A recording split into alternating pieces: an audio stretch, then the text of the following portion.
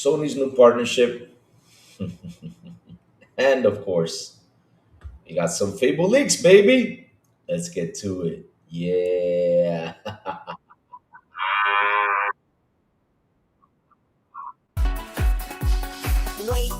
Wake up, it's a brand new day. Crazy Lou's here, got something to say. Good morning, gamers, rise and shine. It's time to play, let's have a good time. Morning, gaming community. With Crazy Lou, it's a world of unity. Upbeat and lively, we're feeling so free. In the world of games, we're just meant to be. Brothers coming, I need a scene. Crazy Lou is ready, it's a gaming scene. Fernie's trading people where skin. All recent gaming go, breaks and pay top bean. Good morning, coming moving. It's a world of unity. Upbeat and lively, we're feeling so free. Wake up, it's a brand new day. Crazy Lou's here, got something to say. Good morning, gamers, rise and shine. It's time to play, let's have a good time. Morning, gaming. Initiating launch sequence.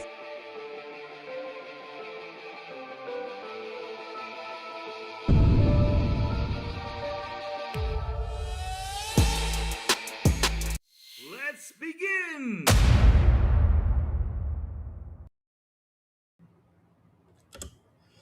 Oh, Chad, I'm sorry about something because I was posting something on Discord, like I was posting the show, and I accidentally. I wonder if I did post the right show here. Wait, what? Okay, we're good here. At least on Twitter, it's good. I was scared. I was like, "What did I do?" Hold on, Chad. Give me 1 second. Let me just post the show over here on Discord because I accidentally. I was watching like a thing, or someone playing like the Ninja Turtles or something. I accidentally grabbed their shows and started to post it elsewhere. I think I even posted in Blue Sky though. Okay, here we go. All right, I think this. Okay, now I got it right. Real quick, chat. Hold on a second. Sorry about this. I gotta delete this over here. Blue Sky, guys.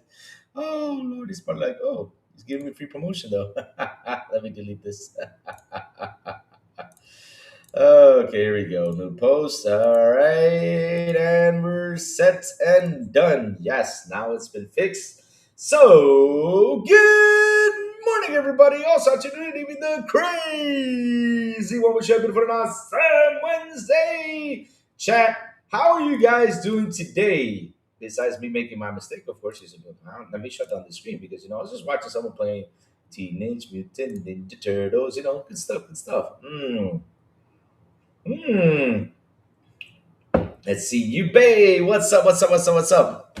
Intro needs to have a goat on it somewhere. Why do we need a goat in there though, you Bay? I mean, okay, you Bay, listen. You're allowed to bring the idea and tell me about it. I want to hear your thoughts. Why should we have a goat on the intro though? I mean, we have a dog though because they usually dog sit though. Um TCL is going to start producing the next PlayStation console. TSL edition PS5. Oh God, you guys are so mean. What's up, Pink Charisma? Good morning. You babe, what's up? Good morning. Big B Buddy B. Good morning. Good morning. And whoever's out there, come by and say hi, so I can say good morning to you all. There is a puppy on there. Why not have a goat? Because I never babysat a goat though. If I bring a goat to this house, you babe, that will be the last day I will be in this house. I probably won't last like 2 minutes. I'll probably get kicked out, or I don't know. Because dude, the thing about goats is goats poo and eat at the same time. So I don't want no goat poo all over the place. And not only that, goats are stinky though. They smell bad because you cannot shower a goat. The day you shower a goat, they go nuts. Seriously, they do. Goats do not like water at all. Oh Lord, Big B Money, counting the days to GTA 6. Big Money, listen. Let me give you a little trick. Here's the trick. Yeah, I did, but that was like when was that? Literally, that was like 13 years ago though. I had two goats. Yeah, I did have two goats, which they must have, they had one, they had three, yeah, I know. But yeah, either way though, why would I have a goat on there though? But yeah, I get it. What We'll make it funnier. Have a goat there. We'll have a whale. We'll have a chicken. We'll have a cow, buffaloes, and sharks with laser beams. I got my chicken kicking boots on. Who does not have their chicken kicking boots on? I've been having my chicken kicking boots on for the longest of time. Ever since I saw Fable, I said my boots are ready, baby. These boots are ready for something, and that is to kick chickens. Yep, that's right. Pickles! Good morning, Pickles. How you doing, my friend? What's up, Pickles? What you doing, man? What's new? What's new? So, chat, for today's show, for today's show, we have a couple things we got to talk about. Well, we will have ponies. You think so? Oh, let them come by. They can come by. I got my moderators ready to go shoot and strike, my friends. Moderators ready to go shoot and strike. Yes, sir. They're ready for that. They're in there for that. And not only that, if they can't do it, I'm here, shoot and strike back. Yeah, come here. I got you. I got you. I got you. Got you right there. Boom, boom, boom. Just get them out of here. But yes, like I said, we got a couple things we got to talk about today. It's cold this morning. Oh God, yes, yes. Here's the 71 degrees though. It's not that cold, but it's a bit cold though. But it feels nice though. It's a nice temperature. I went outside, walked the dog, had my rounds, had my fun. So yeah, like I was saying, my chat, we have a couple things to talk about besides the two big news, because even though we talked a little bit about yesterday about the TCL situation, um, at least I let the articles come out, put more information in there. Let's see what they have to say. Let's see what their opinion is. We're gonna talk a little bit more about that. And also, we're gonna talk about Fable and other stuff that I have on here that I want to talk about. So let's start off with this one. Let's have some fun today. Today's gonna be a fun day. Oh, this is about to get spicy, my chat. This is about to get spicy because I saw something on here on the news. I was like, how come no one tackled this? And this is something that's interesting to tackle because at the end of the day, my chat, this guy's not happy about something. I'm like, why aren't you happy? Because people are doing this. You need to understand, though. Um, Hey, Scoutish88, what's up, man? Good morning. I'd be honored to support you as a lawyer fan. Success is on your way. Add me on Discord. What's up, Scoutish? How you doing? What's up? Good morning to you, sir. I just got on Twitch, saw you on here. Thank you for being here. Thank you for subscribing over there on Twitch. Fantastic stuff. Fantastic. So, let me bring up the news chat and let's talk about this. Uh-oh, this guy is pretty mad about something. He's not that happy. And you know what? The only thing I can tell you about this is not the only thing, because I'm gonna say a couple more things, is ignore. It's simple. Don't take it too hard, because that's what video game people do out there. They like to troll, they like to have some fun, Some of them take it a little bit too far and seriously, but I guess you took this too personal. I guess you did. Seriously, this is just no, no, no, no, no. Here you go. Yeah, you're gonna see it right now, Pickles, and here we go to read about it. Comparisons to Concord didn't feel great, says ex-marathon art director. But as much as the hitters try line, you can't take the thing I care the most. Oh, poor guy. Comparisons to Sony's live service failure Concord could weigh on former marathon franchise art director Joseph Cross, who left developer Mundy shortly before the release date review for the incoming extraction shooter. Facing unflattering discussion, Cross says he focused on the art itself and examined the opportunity to take a rare risk on a game like this. Mm. Mm. Cross discusses his exit from Bungie and his work on Marathon in an interview with Reader's Grave. Asked about the period where Marathon challenges and stumbles inspired parallels to Concord, another risky, expensively produced, and premium priced competitive shooter. Mm-hmm. And another part of publisher Sony's ambitious plans to build a lineup of live service games. Cross reflects on the mix of positivity and negativity surrounding the game, as well as the light that guided him through it. It's difficult for me to take any of this stuff personally because I believe in the art. Really. The art you guys stole. Okay. Because I believe that in what we've done. Cross says, I think we did something really cool, and I think it will pan out. I can't control the way the game plays. I'm not a designer. I'm not the game director. I can only control what I can control, and what I can control, I feel really good about. Right? Cool. And you can't take that away from me. As much as the haters try online or whatever, and whether someone doesn't happen to like the art direction personally, whether they don't agree with some political thing Bungie did, or whatever the animosity du jour is, you can't take that thing I care about the most away.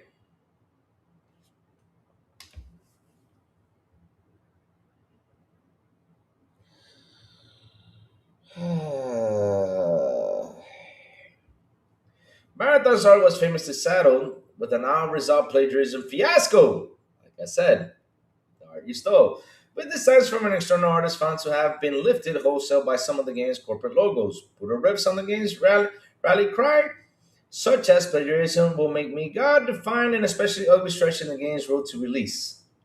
But it wasn't all bad news. Criticism of Concord often targeted its art, specifically its forgettable environments and character designs. Marathon Review was not without some similar criticism of its own, some of which have been addressed in the visual update that's made me like its style more. Who wrote this article? Let's see, hold on, Chad. Who wrote this article? Ah, okay, yeah, cool. So let's keep going. All right. Mm. So, where was I? Oh, right here. Okay, okay. But it also immediately clicked for some people. The convenience of style and iconography, aided by compelling pieces like a cinematic short written and directed by Alberto Mielgo, its art could be divisive, but it was capable of grabbing attention and making an impact. What? What was the impact, though? Which at least beats the indifference Conquered widely inspired. Chat. I think this guy needs help, though. No joke. I think this guy needs help. I don't know. Seriously. I mean, whoever's writing this article doesn't get why we call it the Conqueror 2.0. But okay, okay, okay. Cross likens Bungie's position, ending up the shadow of unrelated but somewhat similar and unfortunate project to bad luck. It feels like losing a lottery ticket or being in the wrong place at the wrong time, he says. And that stuff never feels personal, you know? Sometimes that sort of weighed on me, not super heavily, but something I've been aware of would be the stakes of Marathon. Cross says he rightly calls the game such a risk for Bungie, a studio which turned the also risky Destiny into a decade-strong franchise, which Cross was also part of. You know, oftentimes we thought we were sorts of getting away with something, which you have tried doing that for many years. I mean, you have copied art and you've done a couple things, you got away from it. And you know, I always say some people make mistakes though. You make mistakes once, you make mistakes twice, you know, I get it. But if you guys have not learned from the first or second time and you keep on doing it, it seems like you're doing something weird out here though. Trying to get away with stuff. Interesting. So, get away with something, and I think about that in the big picture. The idea of studios funding unproven, unknown projects for 6 or 8 years for hundreds of millions of dollars, sort of on spec. How much longer are things like this going to exist? He wonders. Cross says he was on Marathon for about 6 years, part of the team that began with 12 people, but ended up with hundreds of developers. Hey, Farkey! Good morning, TCL Farkey. How are you doing? How are you doing? How's our graders? We're going to talk a little bit about our graders today. You know, we're going to talk a little bit about that though. Let's keep reading, Chad. Let's keep reading. This is actually pretty good though. Pretty good stuff though. Most of the game's developer budget is labor overtime, so while we don't have exact figures, we can very conservatively estimate that Bungie has sunk 9 digits into Marathon. Yay! It's not always intuitive to remember that above all of this product that's being funded, and every day that goes by is a day you're going further into the red. Cross observes, you're not making money. The studio's not making any money. Then why the hell are you wasting time making a game that's not making any money though? And so, anyway, that's a big one, especially when you're really trying to channel creatively and get to the point where you feel you can't impose anything that feels like a risk. Aw, Austin Wood. Ah, see, chat. Here's the truth. Austin has been a gaming journalist for 12 years, having freelanced for the likes of PC Gamer. Oh, PC Gamer. Eurogamer. IGN. Oh, shit. Oh, shit. Oh, shit. IGN writer? The only IGN writer I accept out there is Loke. No one else. No. IGN? No. No. No. No. No. No. No. No. Mm-mm. Mm-mm. I'm sorry, bro. I mean, thank God I read that because you were talking good about Concord. I mean, not Concord. Sorry, I mentioned Concord. We're talking good about Marathon here. You said you get excited for that game, but look, chat, look. And honesty, and all that stuff, right? Like I talked about this before, many of times, right?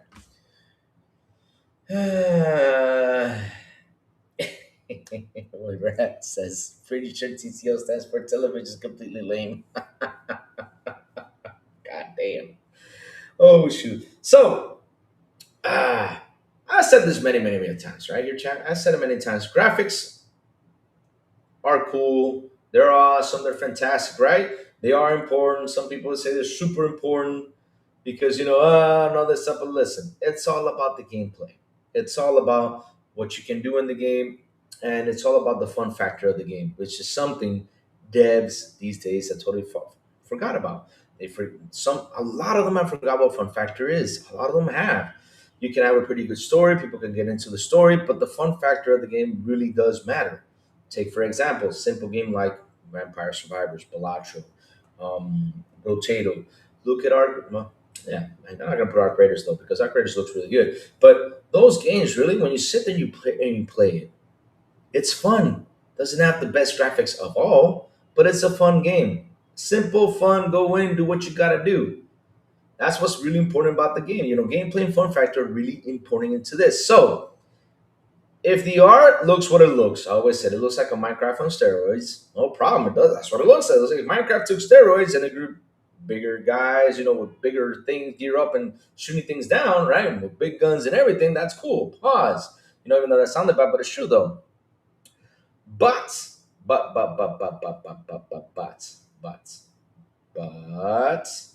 you cannot be mad because people go out there and troll you about this. I mean, how can you take that personally? We're just out here trolling, having some fun. I mean, me, for example, I wish y'all luck with that game. I really do. I hope you guys do really well. I hope your game sells because it would suck to see that y'all get kicked away because, that shuts down, right? For the Destiny players out there who want a Destiny 3, there probably won't be a Destiny 3 if that gets shut down because probably they will lay off Bungie all over the way. They probably will if the game sucks and it gets shut down. So seriously, I wish them luck with that. But at the end of the day, though, of course we're going to troll it. We will. Why not? Seriously. I mean, you guys are making a game that right now there's a lot of competition out there. Especially with this live service, you guys should have done something different at least, or I don't know, but seriously. At least add a story to it, so people can get into the story and have a blast with the game because you guys know how to do a pretty good story. We know that because of Halo. We know it. We know you guys, when it comes down to stories, you guys know how to do a good storytelling behind it. Destiny story was, yeah, but Halo's was great. You guys can do something good. But no, you guys are just putting this thing out there. Extraction shooter. You guys got your characters, you got the ninja, you got the thief, you got the shield, you got all this stuff happening, which is all right. I guess that's fantastic. But at the end of the day, let's see how it clicks with everyone out there. Because yesterday, I did a poll. You guys saw it. 26 people voted. And I think it was one that said yes and 25 said no. What it tells me is a lot of people are not too excited for this game. This game is going out everywhere, but they're not too excited. Not even the Sony fanboys are talking about it as much. No joke.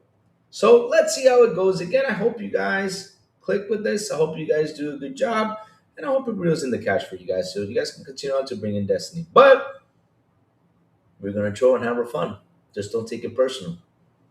Me, I've been called annoying. I've been called this. I've been called that. And me, look what I do. I just laugh and just keep on enjoying what I do. That's it. Just keep enjoying. Hmm. All right. So let's see what Chat has to say. Graphics are like the fourth most important to me. Fun gameplay controls graphics. Exactly. That's how I see it. Because look, let me tell you something, right? I come from Nintendo. The best graphical thing I have ever seen in my life was Ninja Gaiden. That din din din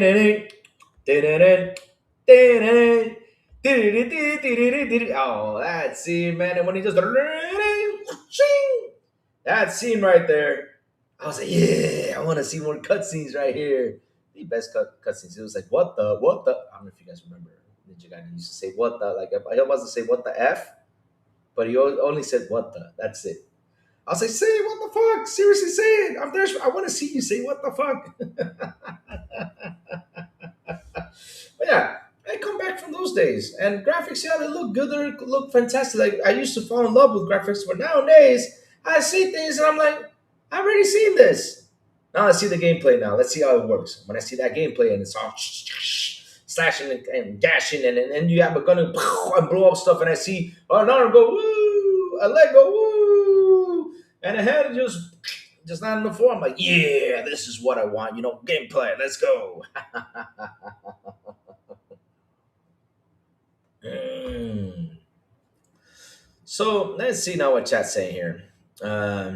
So Louis, remember what when Marathon said they were going to have pro enhanced? Well, it doesn't say it in the PS Store description when the list details of the game. No way. Uh oh. But let's wait till it launches because they might have a pro version. They might. They might. Oh yeah, they do because they actually said it was going to run 5K. Hey, you know what 5K is?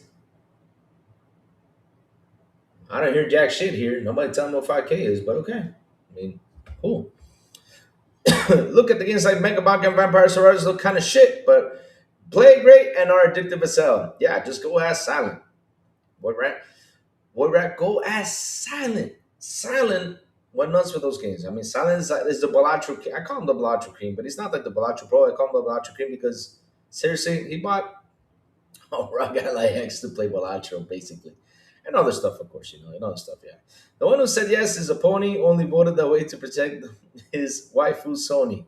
No. Don't be calling it waifu. Call it the TCL Sony. Yeah, waifu. Our star graphics are good. Our star graphics. A good art style will hold up for decades. Graphics will hold up only for a few years, 100%. 100% because they always innovate something. I mean, chat, we went from pointy Madonna bras, I'll say that, to, yeah, from Tomb Raider. Exactly. We went from that to that. And it just keeps getting better and better. Now you can see like blackheads on the person, that you want to go in and be like, get that blackhead. Or you get to see all that stuff on a person's face. No joke. You see zits. You probably get zits and all that stuff there. You want to pop it. You can see, and it looks so good. Man, TJ, listen. Let me tell you something. TJ, listen. Listen. TJ, listen. Don't be coming in here saying Balatro is shit. Balatro is shit. Is the shit. It's not shit like bad shit. No. It's good shit. Well, any shit. No shit is good shit. But no. Balatro is the bomb. Balatro is one of the best games out there. No joke. That you didn't get it because you suck. Nah, I just had to tell you. So, Wind Waker still looks incredible, as does Jet Grand Radio for Dreamcast. Astro for Saturn also looks great. Yep. I mean, look, chat, there's a lot, I do mean a lot of great games out there that don't have the best graphics. I mean, look at Resident Evil. Resident Evil, how it started, though. I mean, Resident Evil PS1. I mean, Resident Evil started back in Nintendo days, I think it was. So what was the name of that game in Nintendo? I forgot the name. But yeah, either way, though. Good Wednesday. Hey, what's up, Mr. Kima? Good morning. But look, Resident Evil on PS1.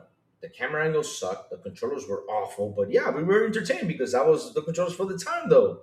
And I always say, like, how you point the guns, though. The shotgun, you were literally holding it like this on your waist. Who in the blue hell shoots a shotgun from the waist, though? I mean, I have the shotgun right here. No, you got it right here. And if you want to shoot up, you just. I know this looks weird, but at the end of the day, that's what they did. I'm like, bro, that's what you gotta use shotgun for. But yes, that's how it was back in the day. Look at nowadays how good Resident Evil looks. It looks fantastic. It looks beautiful. Like I said, graphics are something that you get what's it called? You get impressed by. But the thing is, nowadays, what actually impressive graphics? What? Trees, shades, and what else? Shadows. Seriously, shadows. Or look at the distance. Wow, I can see the coconut from here. Yeah, but what does the coconut do for the game for you? Nah, I just can't. I just see it. Yeah, look at the coconut. Ah. Fun fact: Resident Evil started on Saturn. The devs had no interest in PS1, but the publisher forced them to port the game. Good. I'm happy they did. The Saturn was. I never had a Saturn. I wish I did though. And it got weird when it ported to N64 though. Yeah, got weird for that. Plum said he is downloading Resident Evil Village. Who said that? Wait, who said that? Pelum? Pelum been finishing that shit. The last game he finished was Bleach. That's what he always says. What was the last game he finished? Bleach? Like, how many times have you finished Bleach? Like 2,000 times probably he finished Bleach. I mean, there could be like I know Bleach has got probably like 200 games though. I mean, that's the truth though. I mean, Bleach has got a lot of games like Dragon Ball. Dragon Ball's like 500 games out there too. So probably he's, a new Bleach came out. I did not know if he probably finished it. It probably yeah, it could be that. It could be that. Just to defend a little bit peel up at least. But yeah. So let's keep going, chat. We have, like I said, we got a couple things to talk about. Hey, you know what? We can do a slow burn today, because today I'm free and I can talk to like 1 p.m. today. No joke, I can talk to like 1. Seriously, I can go up to 2, but I have a meeting at 2 though. So yeah, I can sit here and just talk all day. Hey, Chad, how would you like a Louis day? Yeah, you probably get tired of me. Be like, Louis, get out. We're tired of you. You're annoying. Yeah, that'll probably happen. So, moving on up. Moving on up. Ah. So, right now we're going to jump into this. Like I said, we're going to talk a little bit about Arc Raiders for you Arc Raider fans and you Arc Raiders that are playing the game right now and really enjoying it. So, someone out there went out and said, that really sucks. Our creators leave response to complaints about late response, which it has happened to me and FarQ the other day. FarQ, it happened to us. Louis is free. Yes, I don't have to go to work today. The only thing is I have a meeting at 2 with someone from the States at 2 p.m., which is 1 p.m. here. So yeah, I can probably go up to 1. I can probably go 3 hours. I might actually have a reason to switch my PS5 Pro this month. So glad I got my Pro for free. Will be gutted if I pay for it. Oh, nice. Good, you got it for free, man. Enjoy it. I don't want that thing. Not even.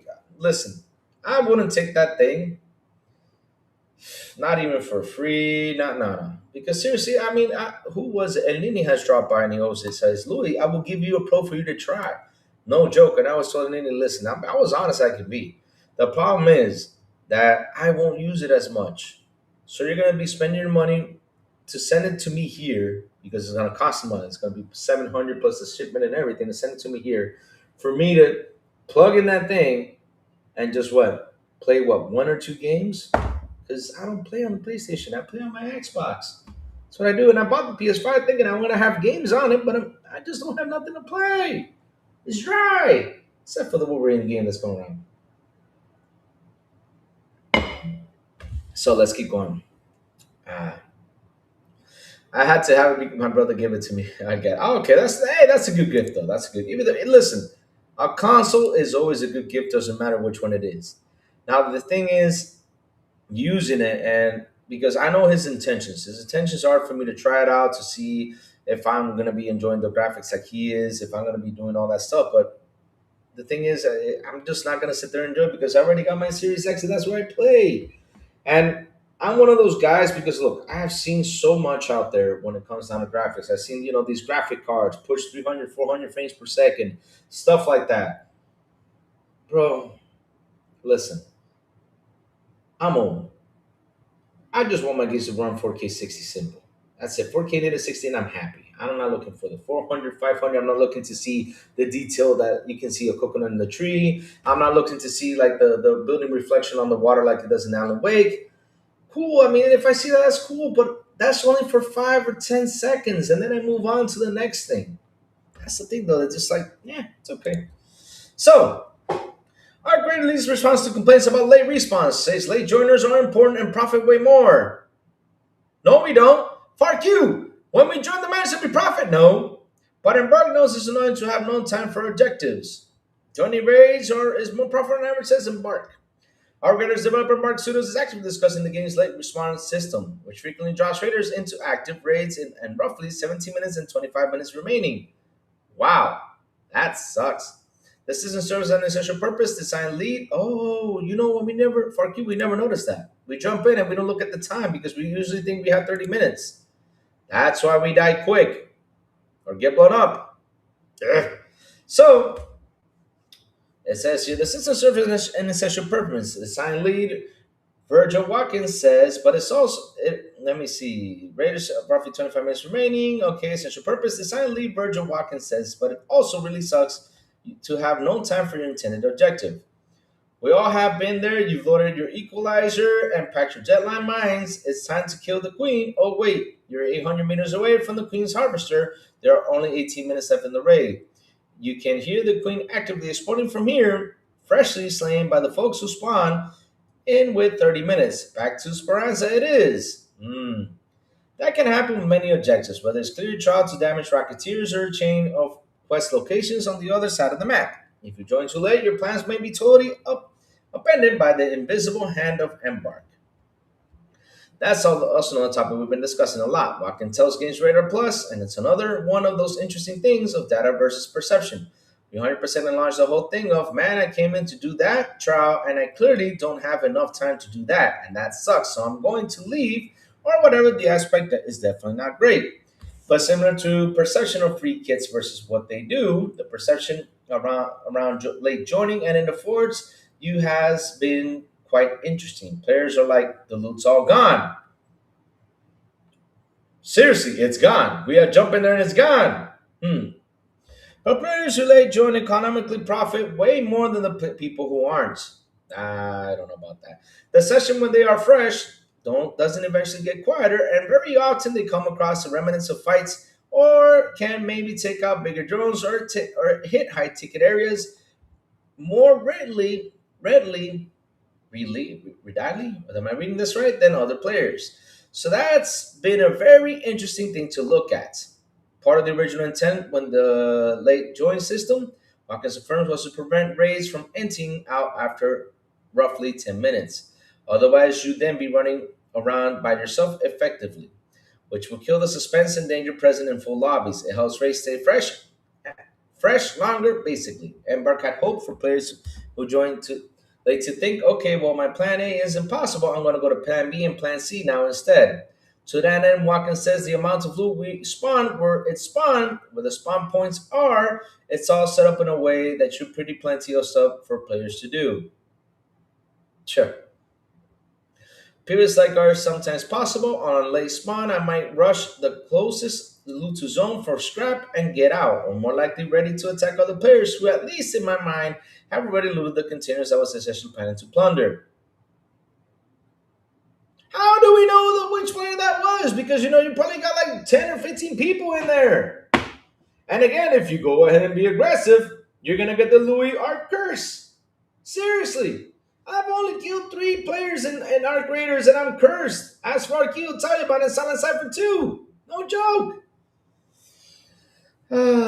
But especially during limited time events like the Queen's Harvester or room raids where you're planning to use a key to open a specific loot room, a late raid can feel like you wasted one. Here in Embark is apparently considering ways to reduce frustration with late spawns. Please do so. With things like trials where that is the only objective, then fine, that's kind of off the table, and it really sucks because that was the time you had set aside for it. Watkins agrees. I think trying to do more on the side of things is where I want to look next. Coming in with a dedicated purpose, and that's been undercut by the late joins, is where I want to remove the pain point first. So I'm gonna give you a tip though. Again, he wrote another article. Wow, Austin Wood is on the run writing articles. Is he the only writer in Games Radar though? Because we already read an article of it, and now he's writing another one. Wow, I think he's the only guy though. So, like I was saying though, chap, right? For our graders, if you're gonna do late spawns, even though the other place is looted, at least try to put some loot in the place that were looted. At least oh, you're late. Okay, look at some lockers that were open. You probably may find something nice, put something special in there so the people could be like, oh, I joined late, but I got something cool. Oh my God, I hate that. I hate that. And not only that, try to fit. Why don't they do this? I mean, seriously, why don't they try to do this? Have a way to have a friendly lobby. Have a friendly lobby and have an aggressive lobby. Because seriously, it's annoying that you jump in friendly lobbies or you jump into the game and you're like all geared up and you don't want to go in and just attack anyone because all you want to do is loot, and all of a sudden another person comes in and shoots you. I mean, it's like what I told Farq. Farq was asking me, Louis, I mean, I don't know why with you is everyone is so aggressive. I'm like, I don't know either because I've been playing alone. And there was only one time that I took down 3 arc raiders, and that was because they told me don't shoot because there was only one person, right? But then there were three-man squad. When as soon as I came up to the place, they started shooting at me. And I was like, oh, I got away. You know what I did? I grabbed my sniper and started to pick them off one by one, but far away. They were so furious. But I didn't care because they started to shoot at me. So yeah, I took 3 down. That was the only time I took 3 down. And then after that, it's been hell for me. No joke, I've been down like 200 times. I'm not kidding you. I don't know how many times these guys killed me. Oh, Lord. I have a curse right there. And then you get in a game with BB Money, and he says, I got a girlfriend. Oh, Lord. The Pro is great if you, let me see. Let's see what chat's saying. We're still talking about the Pro. I'm actually having a reason to switch my PS5 Pro, so that, okay. I see that. The Pros never get used. Here's some PS Plus for a reason. No idea about Pisser 2.0, to be honest. To be honest, my Pro never gets used, but my Series X is used mainly for Blu-ray games and mostly on the PC these days. Pro looks like a giant purifier, only it's much less useful. Pro is great if you like collecting dust. It's great for doing that. I have tried everything to make it look pretty, change the plates, add it to a stand on RGB lighting, and it still looks ugly as shit. Damn, you really do hate that console.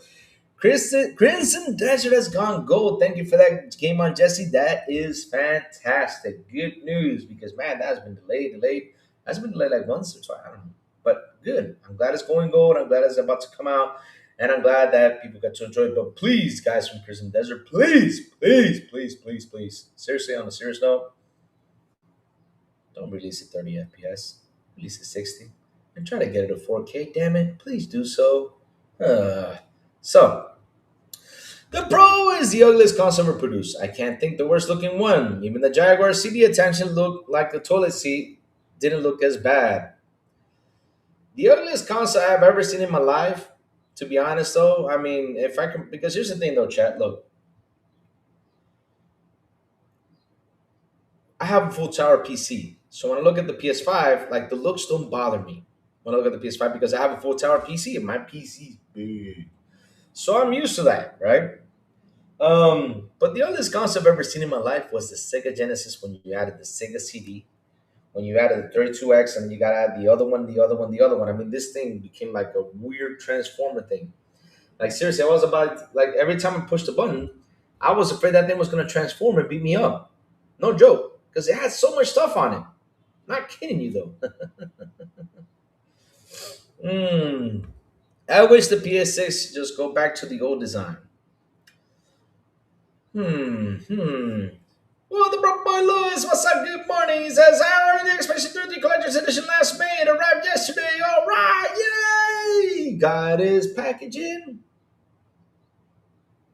I don't know why that did not sound right, though.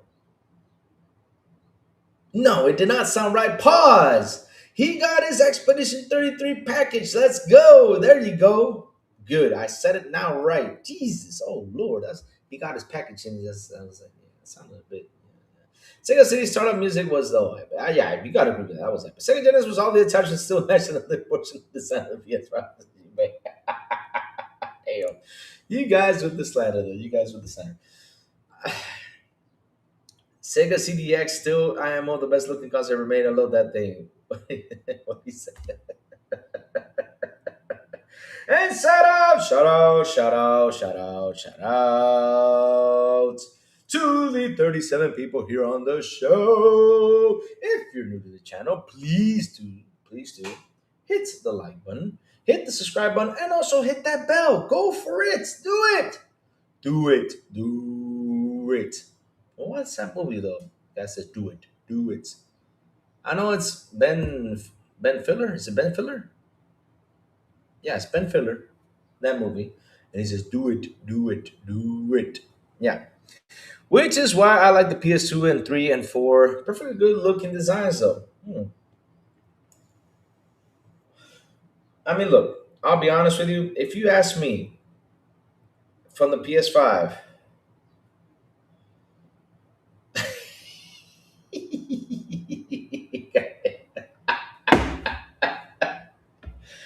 now this show has gone to hell. I like it when Louis talks about my pack. Pause. I'm not reading that, but damn, I'm not talking about that. I'm talking about the package. It's just okay. The Expedition 33 package that just got to your house. That's what I'm talking about. I knew. I told you guys it sounded wrong though. PS2 was really looking bad looking for the time though. It came out right, and the Dreamcast was actually really nice looking. It aged decently though. So look, listen. I had the PS5 Fat, the big old chubby like me PS5 Fat. I have it. I looked at the PS5 Slim. I like the PS5 Fat. In design, seriously, like the PS5 Fat for me, if you were to ask me, like I'm talking about in general, like looking at it, right? I'm not saying it's pretty, but between the PS5 Fat and the PS5 Slim, PS5 Fat for me looks way better. I don't know why. It just does. Because the Slim though, looks like it came by the dollar store. I'm not kidding you. That's how it looks like. It looks like it was a machine made from the dollar store. I don't know why. Personal take right there. Just don't get mad at me for what I'm saying though. But that's how I see the PS5 Slim. Seriously, I feel like it was made like with $1.99 store or something. I don't know. PS. Okay, so chat. Moving on up. Moving on up. Moving on up. That was a good show though. Let's see what's next though. Here we go.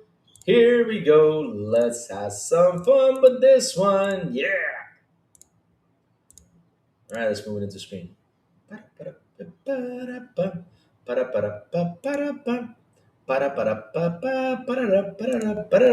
Here we go with this. Lynch Fable concept art has leaked ahead of this week's gameplay review. It has leaked, my friends. It has leaked. Maybe, chat, maybe.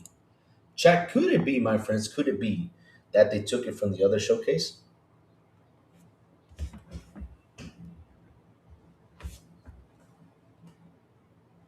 I'm just saying it could be though. I'm just messing. I don't know. I don't know. Let's read what it has to say though. Crazy little actors getting GTA 61. That's the only thing you're getting. Man, this is why Xbox is failing. Child, I mean, look at BB Money only gonna buy one game this whole year. Damn. If Xbox had to depend from BB Money, we'll go broke. It will go broke. Man, poor Xbox. Poor Xbox. PS5 looks like an Android power console you'll find on 10. Damn. No, seriously, like my nephew has a PS5 Slim, right? And the other day when I was at his house, I opened it up to clean it for him because he doesn't know how to clean it. I mean, he never knew he had to clean it. Hey, baby boy Ray, it's Latino Heat. Would you like some Latino Heat? Latino Heat. Oh man, I remember those good days. Dang good. What's good, Louis? What's up, dang good? I'm good, baby. I'm good.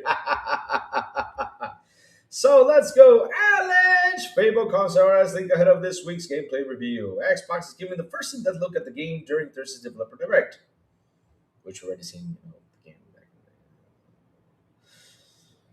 Usually it's Jesse James. Usually it's like 53 minutes, 53 minutes long. A large batch of concept art said to be formed upcoming Fable game has been shared online.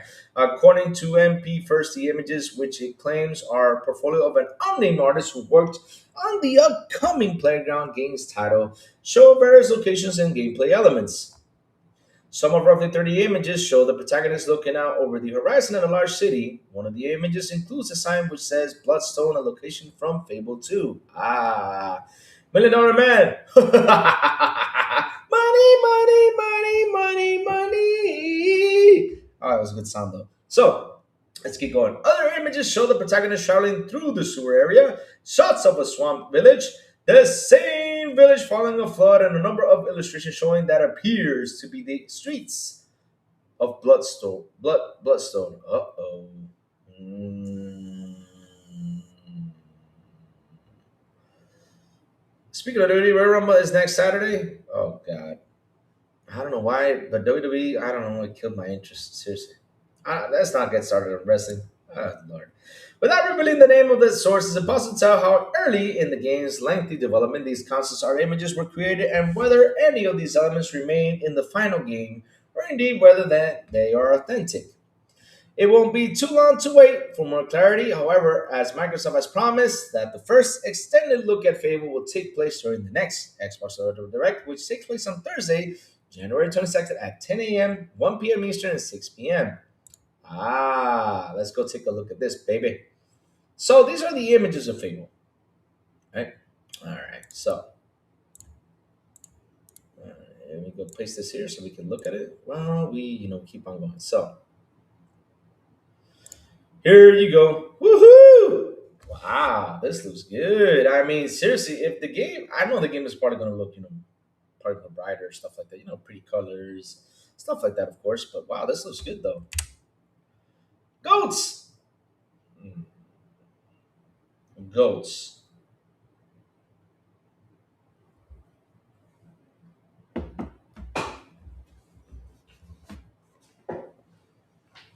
No, sheep. I mean, that's not goats, it's sheep though. So we're getting sheep though. Hmm. This is sheep are this big, right? Sheep are this big though, right? Sheep are this big, aren't they? Like pretty big like this though. So, we kick chickens. That's what we do. We kick chickens in the game though. But how the hell are we gonna kick a sheep though? Because probably if you kick the damn sheep, it's gonna come at you and charge at you. Oh yeah, this is gonna be fun though. This is gonna be fun. I mean, can you imagine you kick the damn sheep and all of a sudden the damn sheep comes at you like me and just boom and just hits you with the head? Oh, it's gonna be fun. Because one of the things I love about Red Dead Redemption 2 is when you punch the horse kicks you. That is so funny. Sometimes I just do it just to laugh, like come here, boom, and then the horse goes. Oh man, let's go, let's go, let's go. Fable's always been pretty colorful, so I like the direction. Yeah, it's always been pretty colorful. It's always been like, it's a good game. It's a good game for have fun. I mean, look at Joey said here that he even got STDs in the damn game. That's something I did not know. But look, I think this game is going to be great. It's going to do fantastic, though. It's going to do fantastic. I think it will. A lot of people are interested in it. Wow, this is pretty cool. This is pretty cool. There's the werewolf. Roar, let's go, werewolves. Yeah.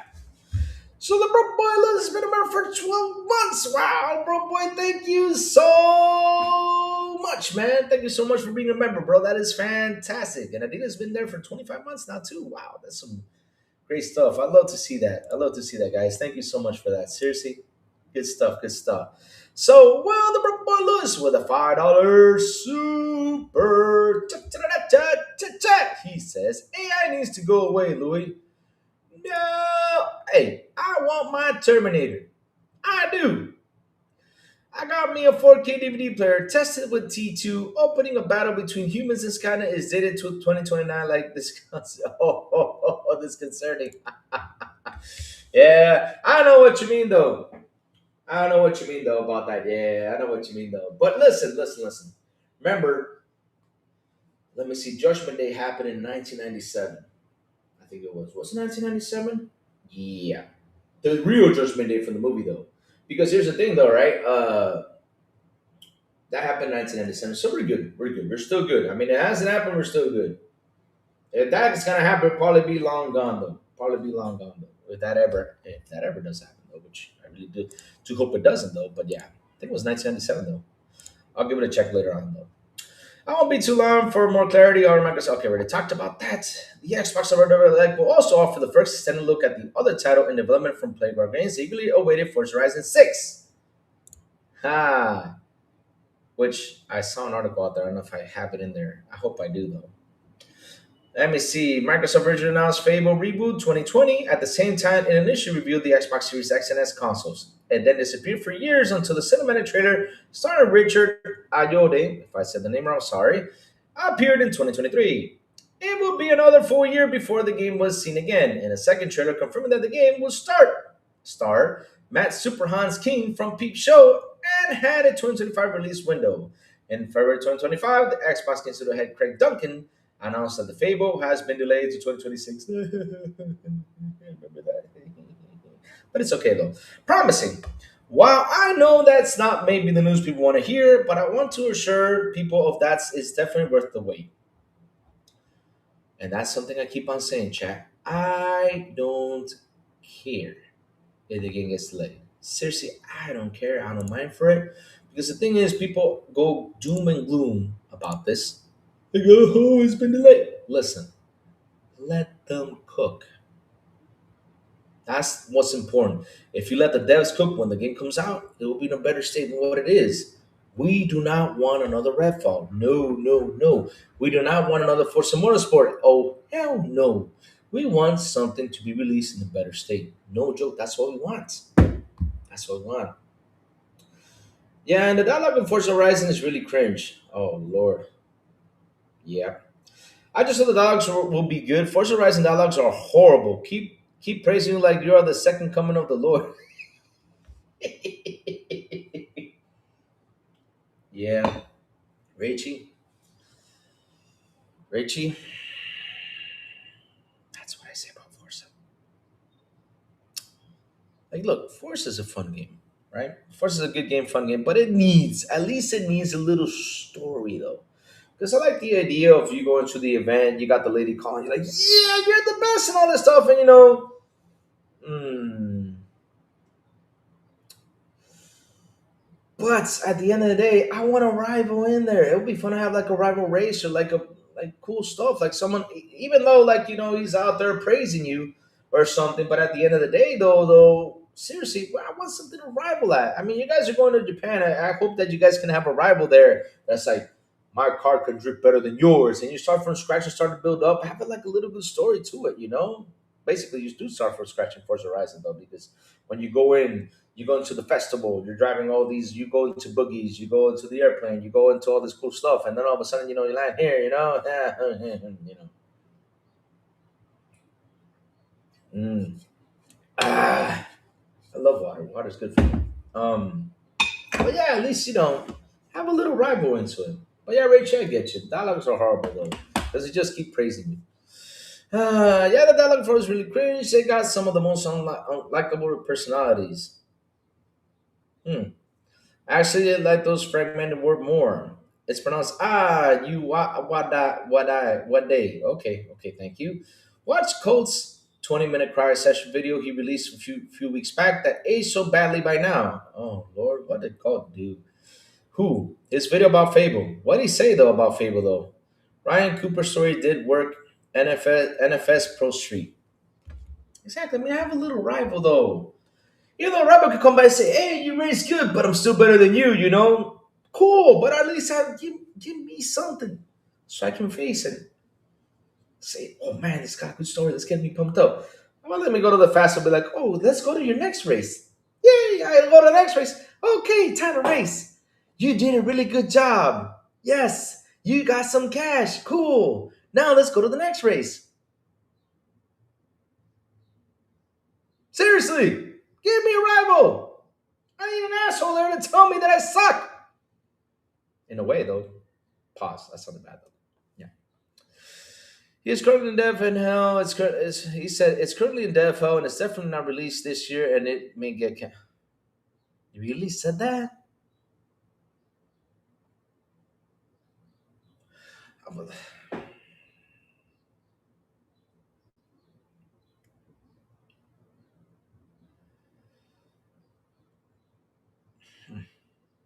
Look, chat. Look.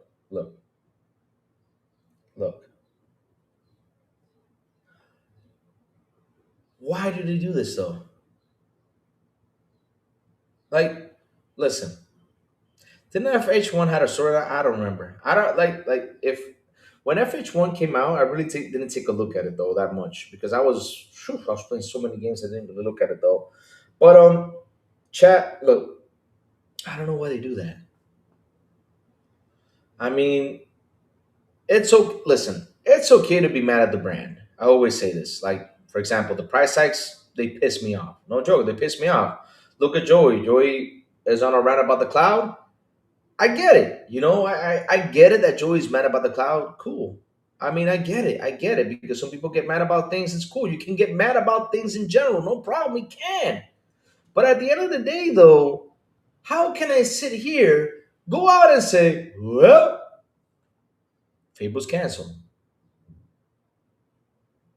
because you heard a rumor or because Tim Dog told you? Seriously?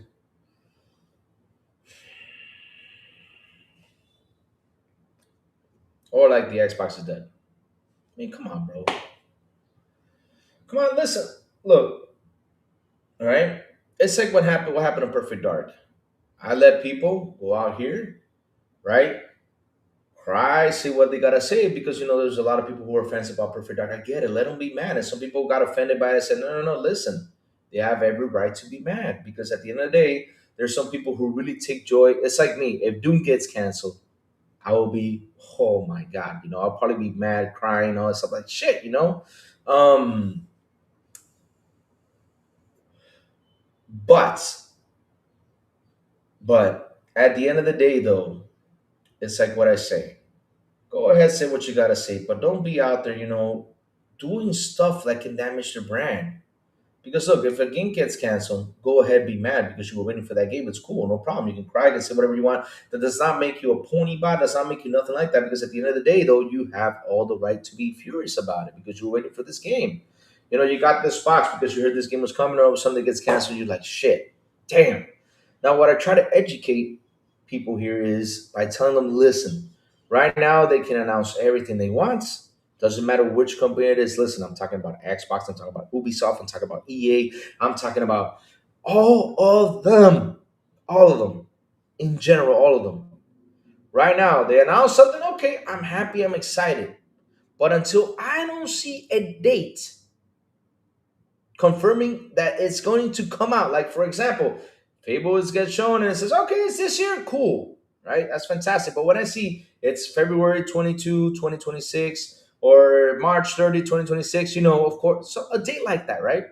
If I don't see a date like that, you know, I even though I'm excited for what I saw, I won't go nuts about it until I see the date down. When I see that date popping in, that's where right now, I hype up. I say, okay, I'm hyped. Let's go. Let's play this because I have a date and I know it's releasing. Because these days, though, when it comes down to companies and things, I mean, look, we saw a Splinter Cell teaser a long time ago. But where's Splinter Cell? For example, they say they're working on it and everything, but we don't know, right? Until they show it off more and until they give us a date. You know, when I see that it says, okay, Splinter Cell is coming out in February 30, for example, that day doesn't exist. I'm using that day for something. February 30th, 2026, and I say, okay, here we go. I'm hyped. Let's go play Splinter Cell. That's what I learned this generation. Because this gen, we have massive layoffs, studio cancellations, a lot of shit happening. Because the video game industry is in a bit of a shamble, though.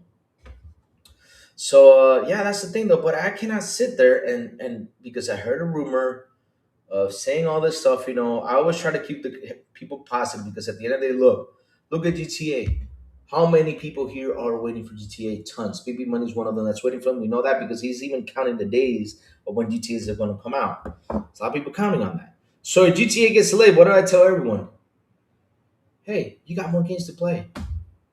Because that's the truth, though. We have so many games to play. It's insane. By the time the day comes by for that game to come out, that's how it is. We haven't had layoffs yet, which is a good thing, though. Don't pickles. Listen.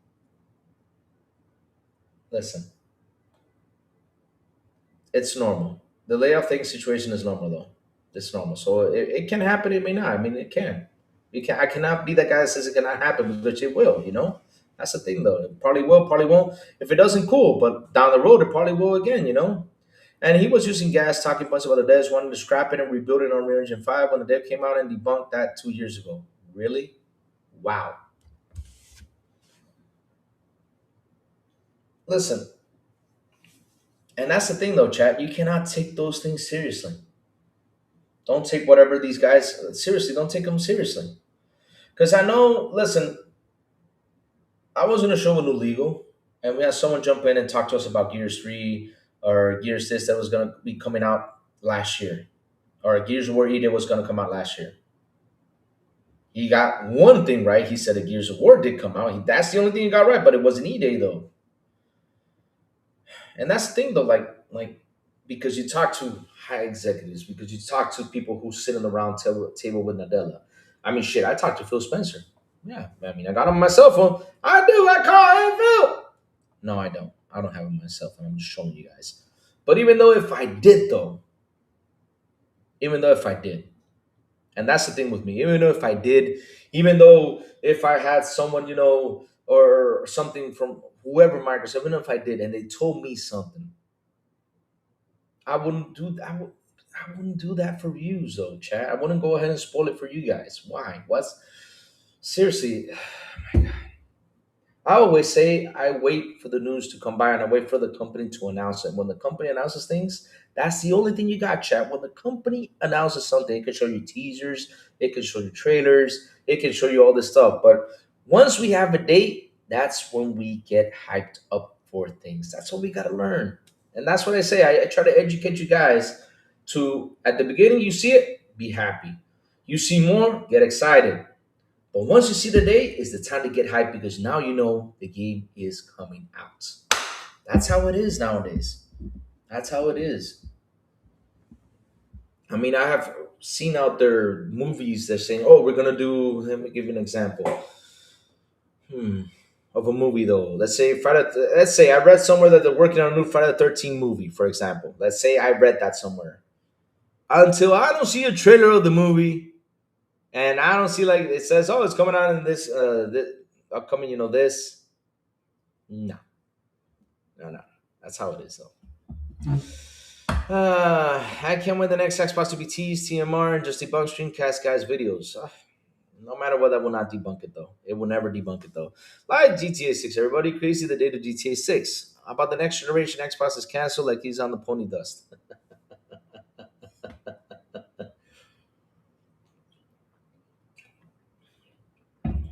You know what's so funny? You know what's so funny? Here's the thing though, chat. And this is how you know someone defends the brand though. Y'all remember when Xbox went third party? Y'all remember that? When Xbox went third party? You remember when everybody was dooming and glooming and all this stuff? I was away. I was away. I was away. And when I came back home, right, I sat down and talked about how I see this. Because a lot of people were like, fanboy, and I understand, right? Like I said, you can get mad about things, but then along the way, you understand, though. that four games were about to be shipped, right? Four games were about to be shipped. Suppose it was only going to be four games. I know, and people were asking me, Lou, do you think Halo's gonna go? I said, look, I'm never say never because nowadays I can never say never, but I always try to, keep people positive about it. Look at the result. Forza Horizon sold this many copies on PlayStation. So you do you think that because here's the thing though, right? And one thing we have learned, and that's I always mention this about the ABK deal, is that the exclusive talk was just weaponized for conversations. That's it. These consoles, their power was never the exclusive. The power was the third party. It was. We saw this on the 30th anniversary of PlayStation, where Circana with Matt Piscatella showed you what was the games that brought in the money, and majority was Call of Duty and third party games, and there was only one exclusive, which was Spider Man, that brought in the cash. Though that's the truth. So these boxes were never exclusive boxes. These boxes, the power of these boxes was the third parties. Always has, always is. It's like Sega Genesis back in the day. Sega Genesis came out. A lot of people love Sonic. Sonic was great, fantastic, cool. Sonic the Hedgehog. But what really pushed the box, though, one game really pushed the box out there, and that was because there was a code for blood, and that was Mortal Kombat. That was the game that really pushed the Genesis to be sold. It was selling like 10 to 1. 10 Segas and one Super Nintendo because it had the blood on it. No joke. It's out there. It's on I think it was 10 to 1 or 8 to 1. I don't remember, but it's in the documentary Console Wars. They talk about how Mortal Kombat actually did push the Sega Genesis. Incredible. Third party game. No joke. That's how it is, Chad. That's how it is. Some systems have luck with exclusives, like Nintendo. They have been really nailing with exclusives, and some systems don't. They sell, but it's not like that though. Only say they care about all the that what the excess tell them to care about. We believe in generations. No one wants to play old games. 1080p makes you a better gamer. Console sales and the list goes on. Yep. If I'm gonna be honest, I got more third-party games on my Pro than first-party games. You go, but because to be honest, I really don't care about some of them, but not all. Exactly. Rayoid, as everyone's been saying, the TCL PlayStation 6. Hey, we gotta thank FarQ for that though. FarQ came up with that one. I know Broke Boy Lewis came up with a he showed me another picture there about the TCL PS5. That was funny. That was funny. Yeah, that's hilarious. Because I've only matter to Nintendo. Exactly. 100% though. And funny is, Chad, you know what's so funny? You don't hear him talk about that much about exclusives though. They've been kind of quiet though. Have you guys noticed that? They've been quiet about that. All right now, the talk is, "Oh, I'm getting your game," and I say, "Here, go ahead. It's a dying brand, and I bought the game to prove to you that I got your game."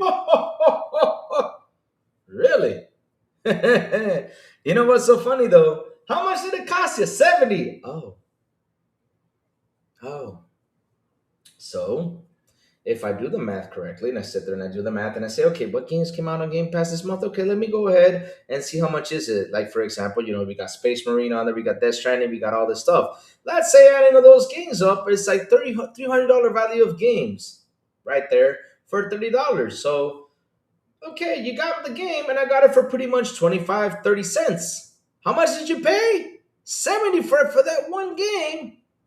Wow, you're the one who's $70 down, not me. I'm $70 richer. And if we come down to it, right, that I'm just gonna play that one game that month, I'm $40 richer than you. You spent 70. How is that a win for you? That's right. I don't know how to do math either. Dreamcast guy hasn't made a review of Cold Violet. Laugh out. He probably didn't cut a cold. That's why he didn't review it though. Probably it's that though. They haven't talked about Cold Violet yet. They are not. Why would they talk about it though? That's the thing though. Why would they talk about it? NK is still a great game. 100% is still a great game. So chat, moving on up. Let's go move to the next one. Did I post? Oh, this is what I did. I posted the site 2 times on the. Oh. Oh man, I knew that I posted something to ice on here. Let me go see though. Yeah. Please, Lord, let me read the article. Okay, I can read the article. Nice. All right. So, chat, let's talk about this baby right here. I remember I saw something out there, but I don't know where it is though. So, let's talk about the situation that has unfolded. Since you guys are on the right track, and that is bum bum bum. Sony and TCL to establish strategic partnerships for home entertainment products. So they're probably getting a PlayStation TL instead of Sony PlayStation. It's gonna be Sony TCL. What is it? TCL PlayStation, right? Right? TCL PS5. Nah, they're gonna do their TVs. Yeah. As of now, though, yes. Had some funny website owner the other day tell me that even though he owns an Xbox Series S, he's waiting to play Forza Horizon 6 on the PS5 Pro, so he can't play it on his Pro. Laugh out, you can't make this stuff up. 100%. They lied to you, Yube. They lied to you, Yube. And that's the thing, though. We got the game, we're playing it, we're having fun. They go ahead and call us beta testers. They go ahead and call us whatever they want. Shit. Bro, I'm playing the game first than you.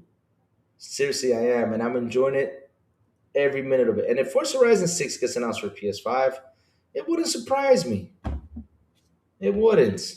Because at the end of the day, though, they sold 5 million copies over there, which is a good thing for them. Yeah. Hey, Leroy Lee from Texas. What's up, man? Good morning to you, sir. How you doing? Yes. So let's go. Let's read this. So, Sony and TCL to establish strategy partners for entertainment products. Sony has announced today, and it has signed a memorandum of understanding with one of the erstwhile arch rivals, TCL, to set up a new global joint venture to encompass the entirety of Sony's home entertainment product business. Uh oh. The entirety of Sony's entertainment. Uh oh. Wait a minute. What do you mean? According to Sony's statement, the new joint venture it and TCL have agreed to establish would handle the full process from product development and design to manufacturing sales. No way.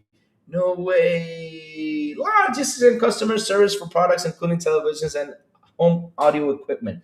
A state of affairs that becomes even more eye opening when you realize that the joint venture will operate under an arrangement where TCL will have the majority shareholding of 51% and Sony's 49%. Uh oh. Says Rachie. Dear Lord, no, please no. If they actually do that, because listen, I always said, what are the good things about Sony? Sony's got, I mean, sound is really good from Sony. I remember back in the day when cars, right? You had to get the Sony. What's it called? Ah, shoot. What you put in the car? You had to get the Sony radio. You had to get the Sony speakers. Sony has a pretty good sound system, though. But this is getting interesting, though. So what's in this according to for Sony? According to Sony's own statement, which feels like it was released to give the Japanese brand control over the narrative before the story perhaps broke independently, establishing the joint venture with TCL will advance its business by leveraging Sony's high quality picture and audio technology cultivated over the years. That was one thing I did not understand. Why in the blue hell did they go into this 3D audio crap? Who has 3D audio at their house, Chad? I want to know. Seriously, I'm not kidding you. I want to know, though. It was like when back in the day when you had the, what was it? Rachie, you know about this, too. Those DVDs, right? You had the Blu-ray and you had another one. What's the other one called? I forgot the name of the other one, though. I even had one of those DVDs and didn't do shit. I even bought one. Shit. HD, is it eight? What was the game? They call it Partner Sisters, Igor. So let's see now. I love my 65-inch QM6K, to be honest. Okay, cool. I didn't even know Sony made cars. You did not know that, you babe? Wow. Look, I always say that when it comes to sound, Sony was one of the best. Cameras, still to this day, they're one of the best. And TVs, right? TVs is on third though, because back in the day it was TVs, sound, and cameras, right? Seriously, this is making me joke at the situation. Of course, that's what we do. We have fun. We joke around, right? I use Dolby Atmos on my headphones. $20 well spent. See what I mean, though? I don't know nobody who uses the 3D audio though, except for the Sony fanboys who bought the. It's HD DVD. Yeah, remember that it was HD DVD and Blu-ray. They were trying to go out there and compete. Now that was a good competition though, even though Blu-ray took over. But yeah, it was a good competition. But 3D audio thing, you're comparing it to technology like Dolby Atmos, which really is such a good sound system, right? Or is it Dolby Atmos or Dolby? Am I saying it right? Dolby Atmos or Dolby? Yeah, it's Dolby Atmos, right? Yeah, Dolby Vision, Dolby Atmos. That's correct, though. And Dolby Atmos is really good, though. Atmos is 3D audio. Really, it is? Oh, I did not know that. That's new for me. I think HDVD was Toshiba or something. Yeah, that was a good fight though out there between those two. But at the end, though, Blu-ray took over. But this whole audio thing though, like all of a sudden just comes out with having Dolby Atmos out there for years. I mean, I'm like, nah, I don't think that's gonna click though. But I hope it does well. Seriously, because it's only when it comes down to sounds, they do a pretty good job though. So, Japanese brand control to the narrative before the story perhaps broke independently, established a joint venture with TCL who advanced its business, patient audio technology cultivated over the years, brand value and operation expertise, including supply chain management, while utilizing TCL's advanced display technology, global scale advantages, industrial footprint, end-to-end cost efficiency, and vertical supply chain strength. That part right here,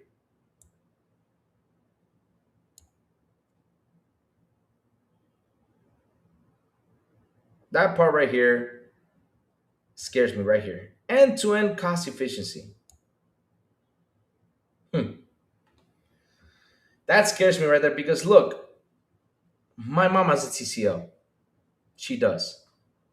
And the thing is, after 2 or 3 years, it started like she was watching TV and all of a sudden she started to get a black screen.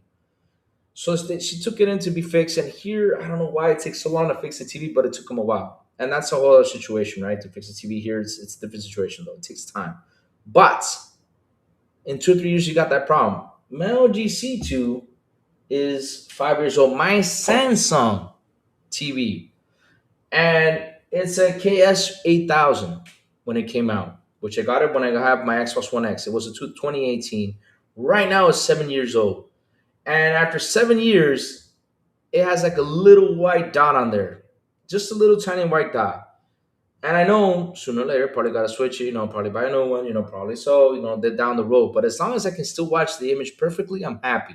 You know, 7 years to get that white out, 7 or 8 years, right? But that TCL, 2 or 3 years, I had a problem though. I don't know if that's the older model problems because I don't know about the new ones, but yeah, let's see how it goes.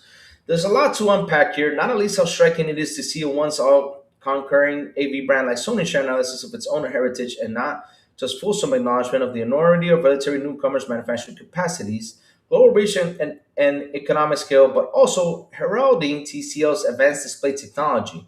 In essence, though, the joint venture appears to be attempt to Sony in an AV game. It might be otherwise struggle to survive in without sharing the financial burdens of its R&D and manufacturing and are formally securing a ready supply of components including especially TV panels, so potentially more controllable prices in the world where such supply channels appear to particularly volatile. Hmm. John TJ with a $2 super. He says, PlayStation gave up on the audio, 3D audio for Atmos. Damn, they really did? I gotta check that out though. And shout out to the 40 people here on the show. Please hit the like button. Please hit the subscribe button. Also hit that bell. Let's go. Yes. Sony CV business has been there for quite some time. Samsung is the powerhouse. I guess the partnership to be shipped is a burden they carry as a company. Here's the thing though, right? Wait, my camera's being funky though. Hold on, let me grab the camera. Okay, there you go. All right, is it still zoom in or zoom out? Okay, zoomed in. Let me fix that again. All right, now it's zoomed out. Okay, perfect. Sorry, I got two TCL TVs. I don't got that problem. Sorry. Oh, it's cool. I mean, listen, you probably won't have that problem, but I'm just saying that it happened to me though. It happened to me, as a reference. So it happened to me. I'm not saying it's gonna happen to everyone, but I'm just telling you like something that happened to me with the TCL TV. I'm not saying that the newer models are doing it. Well, I hope not, but Cost efficiency can be a good, but at the end it could be a bad though. So let's see. You pay the PS3, you could play 20 gigabytes games on the disc. Try doing that the same 100 gigabyte games. You will have time to make yourself dinner before the game starts. Wow, damn. When you install that sucker, yeah. Remember, TCL is an Xbox exclusive, Rachie. Have you talked about PS3 game streaming being broken? Really? Uh oh. Now we're talking about TVs because at the end of the day, though, this is part of gaming, to be honest. So this partnership is part of gaming because look, we go out there, we buy these TVs to play games. So that's what we're talking about it today. Even though some people might think like it's just TVs, who cares? No, we do care because like I said, we buy these TVs to game. We do. We do. Or monitors and stuff like that. Yeah. So let's see now. Ah. A common array agreement by Sony's corporations, represented President and CEO Kimio Maki also provides another hint as to what's going on. We are pleased to have reached an agreement with TCL for a strategic partnership by combining both companies' expertise. We aim to create a new customer value in the home entertainment field, delivering even more captivating audio and visual experience to customers worldwide. The italics the italics that were added by me to highlight the apparent hopes that the joint venture will enable Sony home entertainment products to become more price competitive. That's what I mean, cost efficiency, right? More clarity on exactly what might happen expect from the joint venture is likely to appear when its defining binding agreements are fully agreed, something Sony currently predicts should happen around the end of March, ahead of the new company commencing operations by the spring of 2027. Not repeating history. So, I can't help but remember when Pioneer's TV division struck a somewhat similar, at least in tone, deal with Panasonic back in 2009, when the former brand was struggling to achieve the economic scale required to compete commercially with its much loved plasma TVs, only for the Pioneer brand to disappear from the TV world within or a year or so. Damn.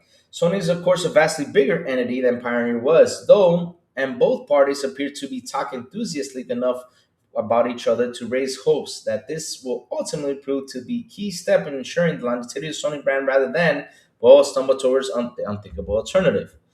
Keep an eye on Force Channel in the coming weeks, months for more details on exactly how the joint venture will work, as well as details TLC's AV products for 2026.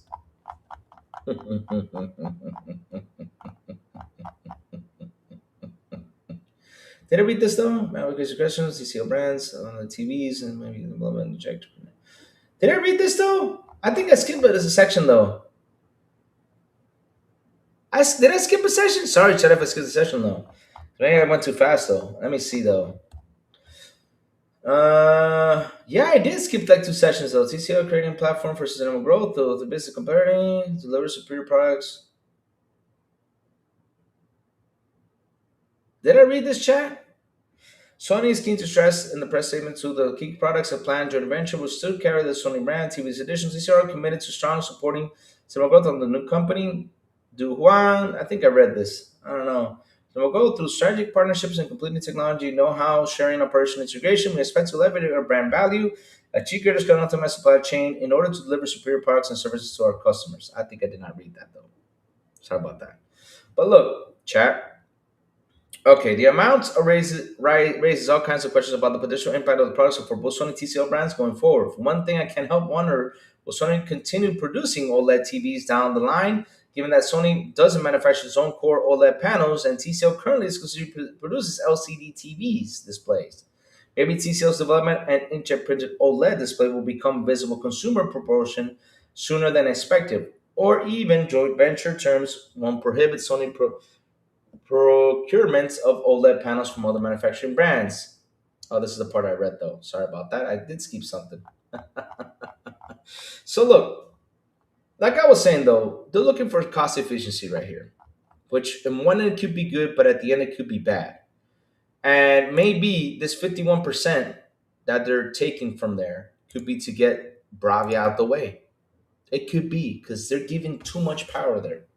It could be that. I'm just saying this could happen though, because when you see a company go out there and take stuff like getting power, especially for TCL that's out here competing, I mean, look, you guys can form a partnership and try to push both products. But let's say, and this can happen though, let's say TCL takes some technology from Sony and starts building, a much better TV than the Bravia. Guess what happens to the Bravia?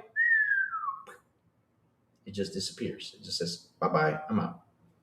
And just TCL stays in. So it's gonna be interesting to see this how they're gonna deal with things over here with the TV division and all that stuff. And what other stuff they're gonna build, because right now they're working on TVs and audio, but who knows if we might see a TCL PlayStation out there. Uh oh.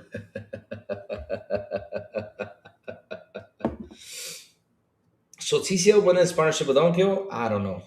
I don't know. Good question. I don't know. Will they use Sony Tech and sell at reasonable prices though? I don't know that too. We're gonna have to wait and see, because TCL, like how BB Money says it, TCL's a good. Oh, Ray always says it. TCL's a good TV if you're on a budget. They're not bad TVs though. They're not bad TVs. Look, TCLs are not bad TVs. They're not the best TVs. They're just an average TV. Like for example, if I'm gonna have I have a visitor room right here, like a guest room. If I'm gonna put a TV on there, I'm not gonna get the most expensive TV. I'm gonna get something that's a good TV that looks nice, and that's it for a good price. Though TCL will look fine and everything. Now, for my everyday use, though, for example, I use LG or I use Samsung, because those TVs for me right there are pretty good. But before I buy TVs, though, chat, before I buy TVs, I go to Artings, which is a review site, and I will share it to you guys, right? I will share it to you guys. You guys can have that set right there, which tells you good ratings of the TV. It will give you good ratings. It will tell you more about the TV, more about the model.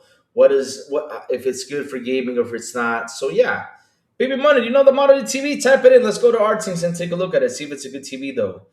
But at the end of the day, though, right? At the end of the day, that's what I look for. I look for something that's good, that's gonna last me long. If I'm gonna have everyday use on it. Now, for a TV that's gonna be there, it's not gonna be used a lot.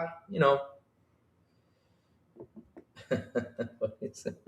course, I laugh. I gotta laugh because at the end of the day, we gotta laugh at things. Have fun. That's what we do on here. So, like I was saying, though, right? Where was I? MS wanted to experiment with quad layer DVDs toward the end of 360. Really? Wow, crazy stuff. I was on my PS3 before I didn't install a single AC game. When I was playing XCOM, I'm telling you that this spitting is super loud when you try to strategize. Wow, that's crazy. That's crazy. Roku. Roku. Oh, Lord. That is not the model of the TV, though. TV's always got a model. If you can read the model of the TV and you tell me about it, we can look at it in Artings. Like I said, though, I always look at Artings before I buy a TV for everyday use. That's what I do, because I know that if they give it a good rating, right? Like for example, I'll show you. I'll give you an idea though. This is why I love this site. Look, here we go. So artings.com. Let me show you this, chat. Yeah, today is the day. Who's gonna show some cool stuff, right? So here you go for Artings, which is one of the best sites ever made. I love this site. There could be a better one out there, but this site I really do enjoy it. Seriously, I do. It's one of the best sites out there. So let me paste this right here so you guys can see what I'm talking about for Artings. Yes. All right. This is the site I use. I go in here, like for example, I say, okay, products, right? You have mouse, you have monitors. They have expanded though. I remember it used to be TVs, and they went up to monitors and all this stuff. Like, okay, I want to go to home. Oh wow, now they're checking out vacuums and beds. Oh wow, these guys are doing everything. Kitchen. Oh, this is awesome. Now I love this. So home entertainment, right? I say TVs, right? Okay, let's go to TVs. Recommendation, popular TV reviews. Look, there's the TCL Cam review. So I go to the TCL Cam 6K. This is the review that tells you. See, there you go. So these guys really love to check the TVs right here. Look at the TCL Cam 6K. It's got a 6.1 mixed use. It's not a bad TV right there. So something that's if it's for a good price, it's good. Well, I want to know what's the price on that TV though. So literally it tells you right there for home theater 7.2, bright room 7.0, sports 7.1, gaming 7.2, brightness 6.5, the black level 7.6, and color, right? So that's what it tells you. This is the TV I have. There you go, Rachie. Oh, there you go. You got your TV. But are you happy with it though? If you're happy with it, I'm glad though. I'm using that as an example. So let me see if I get the gaming though. Because usually I go for popular articles. It usually be simpler to find TVs though. TVs. Oh, let me see right here. TVs.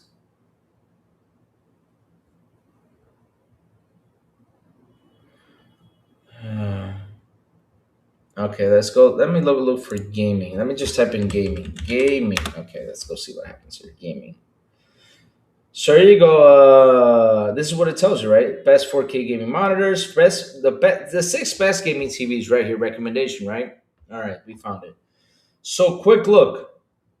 Right now, as of right now, the best gaming TV is the Samsung S90F.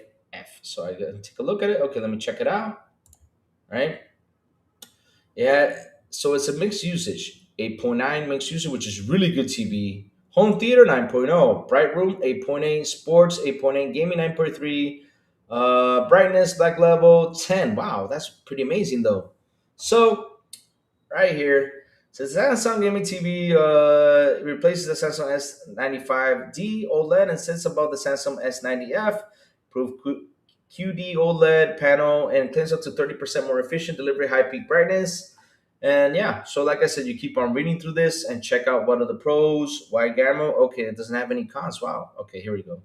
So let's go for gaming though. For gaming, low input lag for responsive gaming experience, incredibly right. Nearing instantaneous response time for no noticeable blur behind fast motion, wide color gamut. And that's what I say though. You look if you're gonna look for something, this literally tells you what are the pros, what are the cons about it. Bright room, black levels are significantly raised in the bright room, home theater. Noticeable storage of the TV's fast response time doesn't support Dolby Vision, HDR, or DTS formats. That sucks. So like I said though, this site tells you pretty much everything. So if I'm gonna buy a good TV, right, I go in here and check out the reviews. There probably are sites that tell you native refresh rate is 165 hertz, which that is pretty amazing though. Wow. And it does not have double vision, then no, I don't want that then. See? So let's see here. So the best budget gaming TV which Rachie has is the TCL King M6K. So Rachie, you bought a good TV. But for me though, I always say this. I love the LG though. For gaming's got an 8.5 though. I love the LG though. I really do love LG TVs. The OLED ones are the best. I love them. I mean, I remember when I plugged in my Series X to the Samsung KS8000, and seriously, when I plugged into the OLED TV, I was like, oh wow, this is amazing though. It's amazing. Yeah, but basically, this is what I use. This is the site I use chat, and also like for example, if I want to buy like I need to buy a new headset. TJ, the Xbox headsets are getting ugly. One day they're gonna break though. So I go to for headphones and I say, okay, look, I type in here best headset for Xbox, right? Here we go. See, this the six best headsets for Xbox Series X nowadays. So the best headset right now is for Xbox Series X and S is the Odyssey Maxwell right here. And then you have the best upper mid-range headset, best mid-range headset for Xbox Series X and S, low mid-range headset for Xbox Series S and S. So it all depends on your budget. So I want to go in here and let me see the Odyssey Maxwell. Let's go see, check it out. Let's see how it goes. Okay, the Odyssey Maxwell. Oh, whoops, I went into my Amazon. My bad. Oh, here we go. So it says here. Oh, it's not wireless though? Oh, damn. Sports and fitness, travel. I'm not going to do sports with it. Travel? No, I'm not going to travel with that. Office work? I have my headset's ready for office work. Noise isolation 5.2. So here we go. In development, it says here. Oops. Sorry. Oh, okay. In development. What does it mean in development? This is a very good wireless headset. They come in Xbox and PlayStation variants, so it's important to ensure the right one you need. This they are wireless and so low latency, but can also use their comparison software EQ presets to adjust the suit taste. So the pros: great overall booming performance, EQ presses available, outstanding battery life, which is important. Battery for me is the most important thing, and not very stable. Can fall off your head with moderate movement. Okay, that's a weird one. Never heard that one though. That was a weird one though. But yeah, this side helps you out, chat. Same thing with gaming monitors. Same thing with mouse. It's now they have mouse speakers too, home theaters and stuff like that. It's actually a pretty good site. So check it out, guys. I'm gonna put it right here for you guys to have it for yourselves. Let me go see if I can find it though. Let me go back to our things. There you go. I'll copy it and put it right here for you guys to enjoy. Here you go, chat. Just posted the site for you there. Go ahead, grab it, and have it for you. Like I said, if you want to buy good headsets, good TVs, stuff like that, this is how I use mainly to find the information. I just use Bose, those kinds of headphones for my headset. Works good. Really, it does. Temu Station 6 upcoming at $300, guys. Damn. Good morning to you, sir. And shout out to the 43 people here on the show. Please hit the like button. Please hit the subscribe button. And also hit that bell. Please do so. Hit the sub and hit the bell. Please do it. Honestly, QLEDs are not bad quality either because of how advanced mini LED has become. Yeah. I mean, look, when you buy a TV, it's important like you check out review sites. This is the main one I use. I'm not saying you should take it to heart though, but in all honesty, it's helped me buy great TVs. Like I said, I have the Samsung KS8000, and after 8 years of using it, I bought it in 2018. When did the Xbox One X come out? I think 3 months later I did buy the TV. So the KS8000 has been really good. I really love that TV. It's been really good. It's been fantastic. It really has been. I remember I used to have a Sony, jumped from the Sony to the Samsung KS8000 because of that site. And now it's been since 2017, 2018. It's been what, 8 years? Yeah, it's been 8 years and the TV still works good. It has a little tiny white dot. But yes, go in there, check out the TVs because there are some Samsung TVs that down the road, there's a line that goes across the TV and all of a sudden, boom, the image is gone. Some of them do. Some of them do. So yeah, seriously, check it out. Check it out. Check out that set. It's really good. Honestly, QLEDs are not bad either. Quality, yeah. Temu Station 6 coming. The living room. So the living room, I have one OLED sets. Had the hardware got to be 10 years. It still looks great. Nice. Nice. I just Turtle Beach sets at the moment, and I have a couple from Mass Drop for music or No Mic Play. Cool stuff. I consider Samsung and LG the top dogs in the TV business. Yep. But like I said, Rio, it all depends on the budget, though. It's all budget. It's all budget, right? It's like building a PC, you know? How do I find the perfect TV? How do I find this? Like, for example, Raichi has the T6, what was it? The 6QMK, whatever. I forgot the name of it now. And yeah, that site told you it's the best budget gaming TV. So Raichi, for budget, he got a really good TV for gaming for, and budget. That's pretty good. I'm happy he did. And yeah, like I said, for everyday use, I of course say I buy the good expensive one. Like the LG C2 was really expensive. It was almost 2 grand here, and it's a 40-inch screen TV. Over in the States, it was like $1,000. No joke. I'm shopping for B5. I'm waiting for a cheaper price. There you go. That's what you got to do. You wait for a cheaper price. You let it go buy it and it gets cheap. You go ahead and buy it right there. That's what you do. That's what you do. You go ahead and buy it, my friends. Right there. You get a 65 LG C5 OLED with a soundbar and wall them out oh wow, that's good. That's good. That's good. And yeah, chat, look, this partnership with Sony, weird. And I love how they go out there and they say like in such a cheerful way, like, yeah, we partnered up just to get the brands moving and everything, but it makes you think though. Are you guys doing well budgetly though? Because if you guys were doing fine though, why are you looking for a partnership with your competitor like that though? And not only that, give them 51% though. It's like little by little, you're like, that's so, maybe they're trying to get away from TVs now. Because at the end of the day, the problem with Sony is they don't know how to innovate. That is the only thing that really, really gets me annoyed. Is that they don't innovate with stuff. I mean, bro, look, Sony when it came down to Walkmans, what was it? It was CD players or CD Walkmans, right? For example, when it came down to Walkmans and stuff like that, those guys kicked ass. When it came down to car stereos, those guys kicked ass. When it came down to home theaters, those guys kicked ass. I think TJ has a Sony home theater at his home that he really loves, and he talks about it all the time, brags about it all the time, bragger. But yeah. At the end of the day, though, they do really good job with that stuff when it comes down to sound.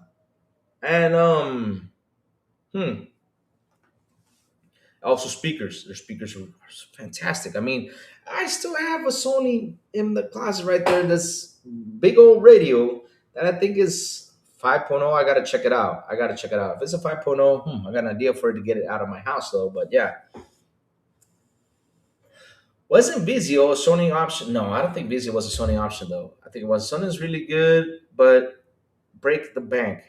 Really, it is. Oh yeah, because yeah, you got really expensive stuff. But for Sony did a really good job with all that stuff. But the problem is they don't innovate. It's like, look, listen, Shuhei Yoshida came out the other day and told Sony, listen, next Sony was Sony laptops. Let me go check. Hold on. Sony had Vizio TVs. I think it was a Vizio though.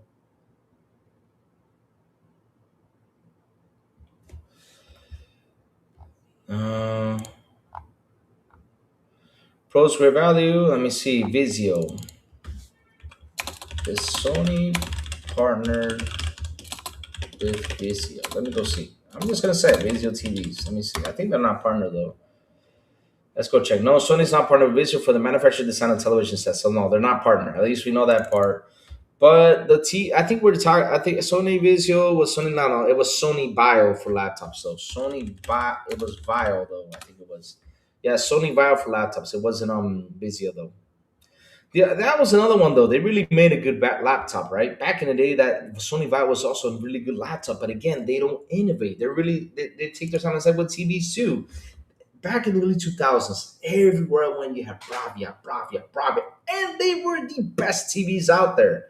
And then came Samsung, kicked his ass. Then came LG and kicked his ass again. And Sony just shoot away. They just shoot away. Seriously, like I always say, that's their main problem. They don't innovate. And like I was saying about Shuhei Yoshida told Sony, it said, listen, Sony, I don't know what you're going to do next gen, but it's not going to be all about power. You guys need to do something different. Seriously, they do. They got to do something because next generation probably won't be about power. What's next generation going to be about? It's going to be access. It's going to be how can I play my game, where I'm at, where I'm at, because that's something that Xbox is teaching you. Everyone had a JVC and a Trinitron TV and a Senate TV. Remember Senate TVs? Oh man, I remember I had a little ghost. Man, I was so mad. I had a big ass Zenith TV, right? Big. I mean, it was big. It was a huge Zenith TV, right? Shuhei learned a lot from the Xbox Riley X. Yeah, they did. He did. Because that's the thing, though. It's all about access, chat. It's all about access. For me right now, for what I'm seeing, the innovation is in the access, though. Because really, it's like what I say. I know Joey does not like the cloud. I get it. It's cool, fantastic. I know you hate it, which we all joke around about it. But look, I took my Amazon Fire TV because I totally forgot you can access Xbox and TVs. I totally forgot about that. And when I landed over there in California, Roberto was like, Louis, you don't have to plug in the Amazon. Just access your profile right there on the TV. You can do that. I was like, oh, yeah, I totally forgot about that. Boom, boom, boom, boom, boom. I was playing on there right there. I did not need to bring the console, which is big and heavy. I did not. It's 51% is the majority owner. Exactly where it's 51%. I did not need to. Nothing like that. I just didn't have to take it with me. Seriously, I just didn't. All I had to do was plug in the controller, connect it, and I was playing. I even played Helldivers on there. And yeah, it was a bit laggy, but at the end of the day, though, I was having fun, though. Just remember to avoid insignia, also Hisense and press lately, and don't break the bank anymore either. It's amazing getting great TVs for budget friendly prices. Amazon, I think, yeah, the Amazon insignia, I think that's insignia, right? So I have an insignia out there, and I bought a big TV, 75 inches for a very good price, and look, it's been amazing. And the thing is, it's not my everyday use. Like I say though, like for everyday use TV, I just have it for my living room. Like for example, if I get visitors or we're gonna go watch a movie, we go out to the living room and watch it because we're not gonna sit in bed and watch movies. So yeah, we go out there and watch movies. That was the main point of that TV. And also, if I do get a sound bar, which I'm gonna find out if it does have Bluetooth, so I can connect speakers to it. Right, I'm gonna connect the speakers to it, and that way, I can produce the sound from the TV and have it in the living room, which will be amazing. Call largely depends on your distance to the data center that you're connected to. Yeah, that's true. But like I said, though, that's the point of this now. It's the access, where I can access my game, where I can play it. And like I said, went to California, logged in my profile, and started playing cloud and had a blast. Beautiful. I had so many Samsung TVs never broke. I gave them away. That the person are still the TV. Yep, exactly. There's still a lot of them that still work. Yep, yep, yep. It's a beautiful thing, though. It's a beautiful thing. But that's the point, though. It's all about the access, chat. That's what's going to be about next gen for me. It's going to be access stuff. Like, where can I access my game? How can I play it?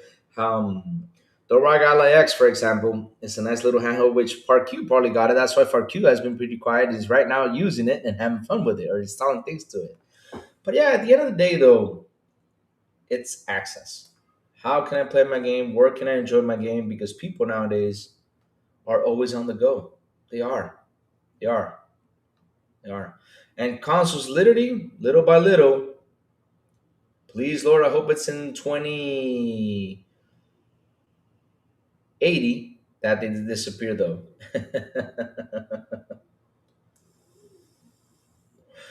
But yeah, good stuff, Jack. Good stuff.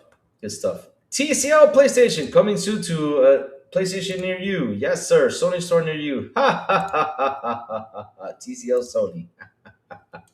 Of course, we had to troll that. We had to chat. We had to go ahead and troll that. Yes, we do. Why not? We have fun, right? So let's see what else is cooking, my chat. What else is cooking? Chat, listen, tomorrow morning, um, I'm gonna come out here a bit more earlier because I gotta go to the office and then run back. I'm not leaving yet. I'm just telling you what I'm gonna do tomorrow morning. Um, I will come back for the Xbox showcase. I gotta run to the office to do something really quick. So around 12 to 1, I'll be heading home to sit here and get ready for the showcase tomorrow morning, which is going to be fantastic. It's gonna be a good conversation though. So yeah, we know what's already coming to Game Pass, which has been fantastic. And I know they've been, yeah,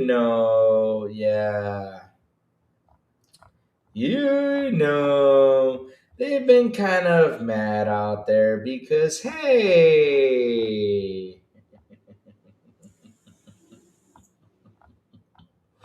we got Death Stranding. We also got Space Marine 2 on there.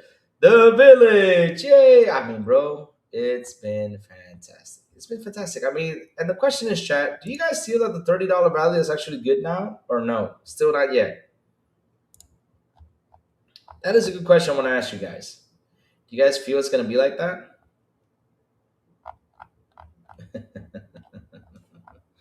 At least Xbox Showcase is more entertaining than the State of the Dead. Oh, damn.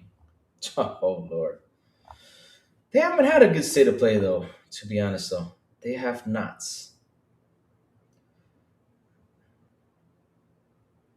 Oh, God. Insignia TVs aren't known for premium quality with not high ends. That's why they get discount prices. Yeah, they're not premium quality, but let me tell you something. Movies look good on it. I mean, I look at it forward straight, and it does look fantastic. I really do love it. I do love it though. What pieces let you features? Okay, let's see now. What else is cooking out here on Twitter? So we can just talk about a couple things on here. Marathon slick sci-fi visuals will look particularly crisp on PS5 Pro. Oh yeah. Oh my god. Here we go. 5K resolution, the best thing ever. I'm still laughing about that though. Dear Lord, 5K resolution. What was the last state of that? I do not remember, bro. I mean, it was last year though, but when was it? I don't remember.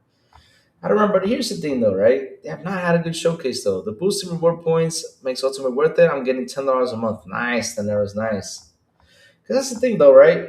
It's still a great value, especially for how they're pumping in games. I mean, seriously, it's been 2 months since they 2 or 3 months, right? Since they decided to pump up to $30. And I gotta say, though, this month alone has been incredible. Though it has been incredible. Now, am I happy for the price hike? No. So stop hiking the prices. This is gonna get to a point where I cannot defend it, which I'm not defending it though. But damn, stop hiking. Hmm. Hmm. Let me see. The only hardware Sony manufacturer now is PlayStation hardware, Sony headphones, Sony Alpha cameras, Sony sensors. Oh, so Zuby Tech now is trying to defend. Oh, here we go. The only hardware Sony will manufacture is now is PlayStation hardware. Really, Zuby Tech? I think you're lost though, because Foxconn does make PlayStation hardware though. Dumbass.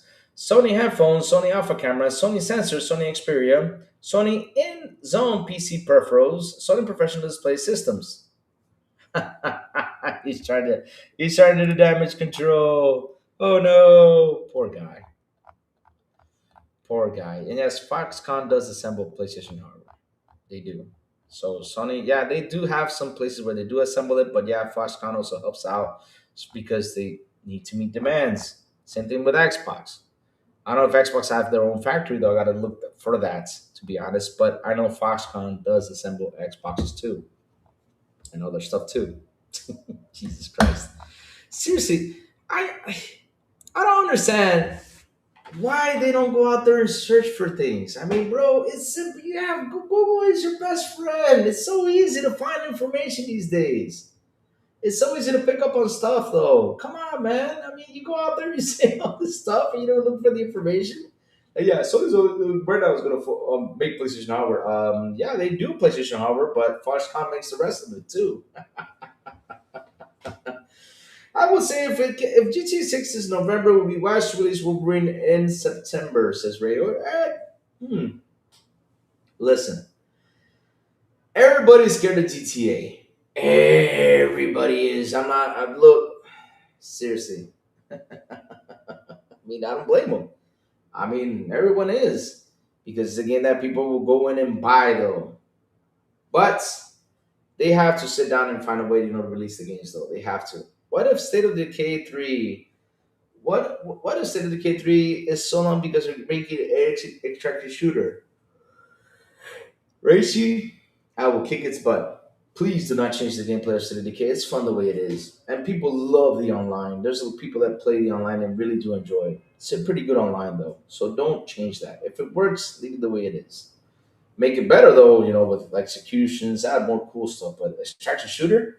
What the hell are you gonna extract in the damn zombie thing? An important doctor? Hell no! Be like, no. What was that movie that oh Lord, that I gotta say though, look, that was pretty fun. Listen, that was pretty funny. What was that movie called where they they were like looking for the from where the virus started, remember? And they took the doctor. The doctor had a pistol. And they accidentally like he dropped or something. The pistol took a shot at her. I don't know. The gun dropped and took a shot and shot the doctor and killed him right there. Like I was like, damn, that's awful. Right then and there, it's awful though. How that doctor just died. So I'm like, how? Why would you send a doctor in there? Why don't you train him first and then send him in there? No, that's like send him in there. Oh, here's the gun. If you get something close by, shoot it. And then he falls and the doctor gun shoots at him. I was like, damn, that was wow, that was crazy. That was crazy. Oh, I was scared though. I was scared. I was like, wait, marathon $60, but it's the deluxe edition though. Whew. Delta Veg says, ironically, wants to buy a Sony 4K 27 monitor, which is not bad, with Bravia upscaling hardware. However, hopefully, quality is maintained, price go down a bit. Yeah, that's pretty it does though. That's pretty it does because listen, I'm not like I said, I'm not gonna be that guy that wants to destroy things out there, right? and things like that. But when they're looking for end-to-end cost efficiency, they usually drop down a bit the quality though. So it's going to be interesting to see though. Let's hope they maintain it though. There's nowhere to run it. State of Decay, your safe house is refuge, and even that can be attacked. Yep. State of Decay 3 will be a mess. Open world co-op with Unreal Engine 5 will be hard to optimize for the small team. You really think so? Nah, that's the thing though. I don't think it will be a big mess though. I think they will do a pretty good job. Yeah, UE5 is going to absolutely kill that game. Really? You think so? I don't know about that though. But because look, I'll be honest with you though. When you load State of Decay 2 on the Xbox, I don't know if they fixed that though. I remember that I saw trees looking like Minecraft. I was like, ew, this is ugly. I don't know if they fixed that though. They probably did a patch and fixed that though, but it looked ugly though. I haven't played State of Decay 2 in such a long time though. I haven't. But when that game released, it was looking ugly. But it was fun. That's why I always say like graphics are not the most important thing. Because seriously, I had such a blast playing that game. I even got stuck on a poop bucket. No joke. There's a video of me out there saying, I'm stuck on a poop bucket. Get me out of here with the car, though. Oh, Lord. Pretty fun stuff. Pretty fun stuff. Let's see what else is cooking out there on Twitter. Yes. All right. So let's see. Let's see. Space Marine 2. Louis, Mafia the Old Country has screen tears with Unreal Engine 5. They can't fix that. They can't get it fixed. That's the thing I understand, though. Like, this is what bugs me, though.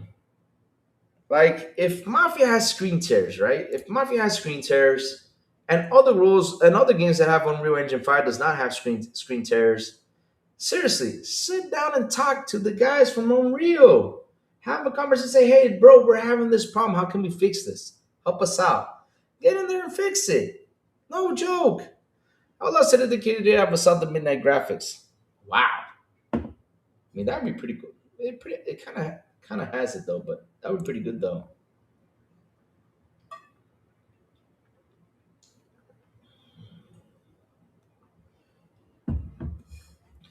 Unreal Engine 5 is pure ass. It is an engine specifically only for high-end graphics and EF everything else. But you know what I find funny though is that look, when it comes down to movies, Unreal Engine works magnificently fine because they use Unreal Engine 5 to make movies though. When it comes down to games though, it's like there's an issue that seriously I always say this, sit down and show it to them so they can properly fix the issue. Because I think the problem is that when people sit down and work with it, it could be easier to develop the game and do stuff. But once the game releases, it has its problems. But if you don't sit down with the guys from Unreal and talk about it to fix it, to get it better than what it is, then you have a problem. You got to sit down and do the work. That's how I see though. Spontaneous like has a coalition with UE5. That's the difference when Microsoft hosts the house games and uses Unreal 5. Oblivion Remastered was outsourced. I'm so happy Fable is not Unreal. Says Jesse James. Imagine Halo running on the PS5. The PS5 has a bad history on running on Unreal Engine 5 games. That's true though. That's true. But again, I think that's a dev problem. That's not the system problem though. It could be a system problem, but it could be also the dev has to sit down and do it though. Sit down and do it though.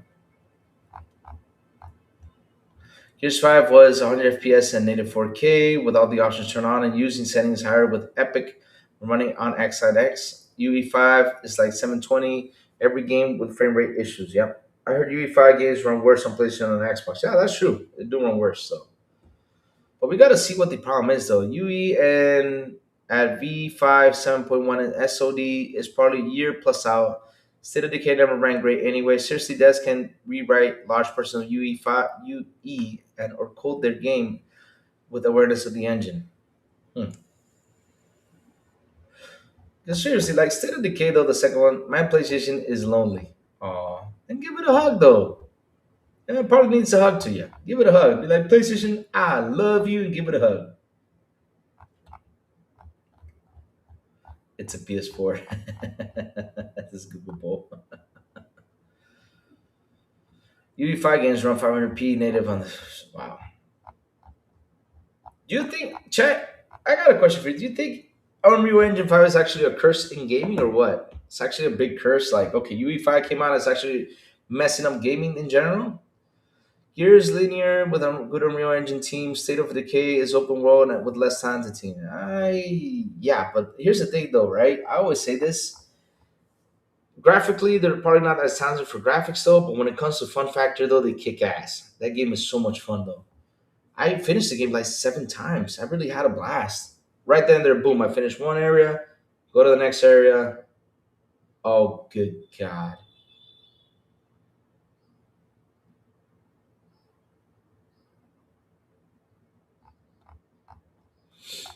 Okay, Netflix officially agreed to pay cash for Warner Bros. Oh nice. They got the money to do it though. Nice. Free PlayStation exclusive on Game Pass. Everybody's showing that out. Oh god, so funny.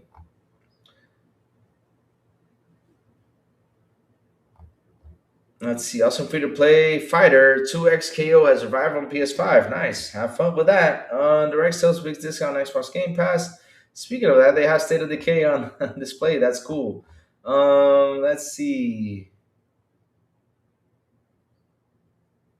I'll have that for tomorrow. So we can have a conversation for tomorrow, and we're gonna have a conversation about what is going to be shown tomorrow morning about the Xbox showcase, which we know we're gonna have fun with it. We didn't have problems with Unreal Engine 4. No, we didn't. To be honest, we didn't though. It's true. It's true. It's true. But that's the thing though. It's like I feel when it comes down to Unreal Engine, I feel like they need to sit down and talk to get it better though. They have to sit down and talk and try to fix some of the issues they're having. Because here's the thing though. I think it was Team Sweeney, wasn't it? His name is Team Sweeney, right? Let me see. Team Sweeney. Real quick. Team Sweeney, CEO of Epic Games, right? Team Sweeney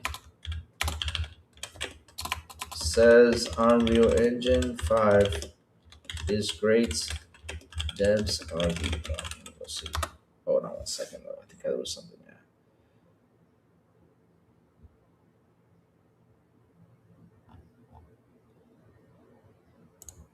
Ah, okay.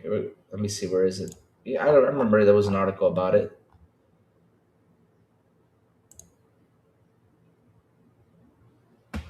Yeah, here we go. So, yeah, I remember this. I remember we talked about this a couple months ago when this happened, though. So, right here, chat.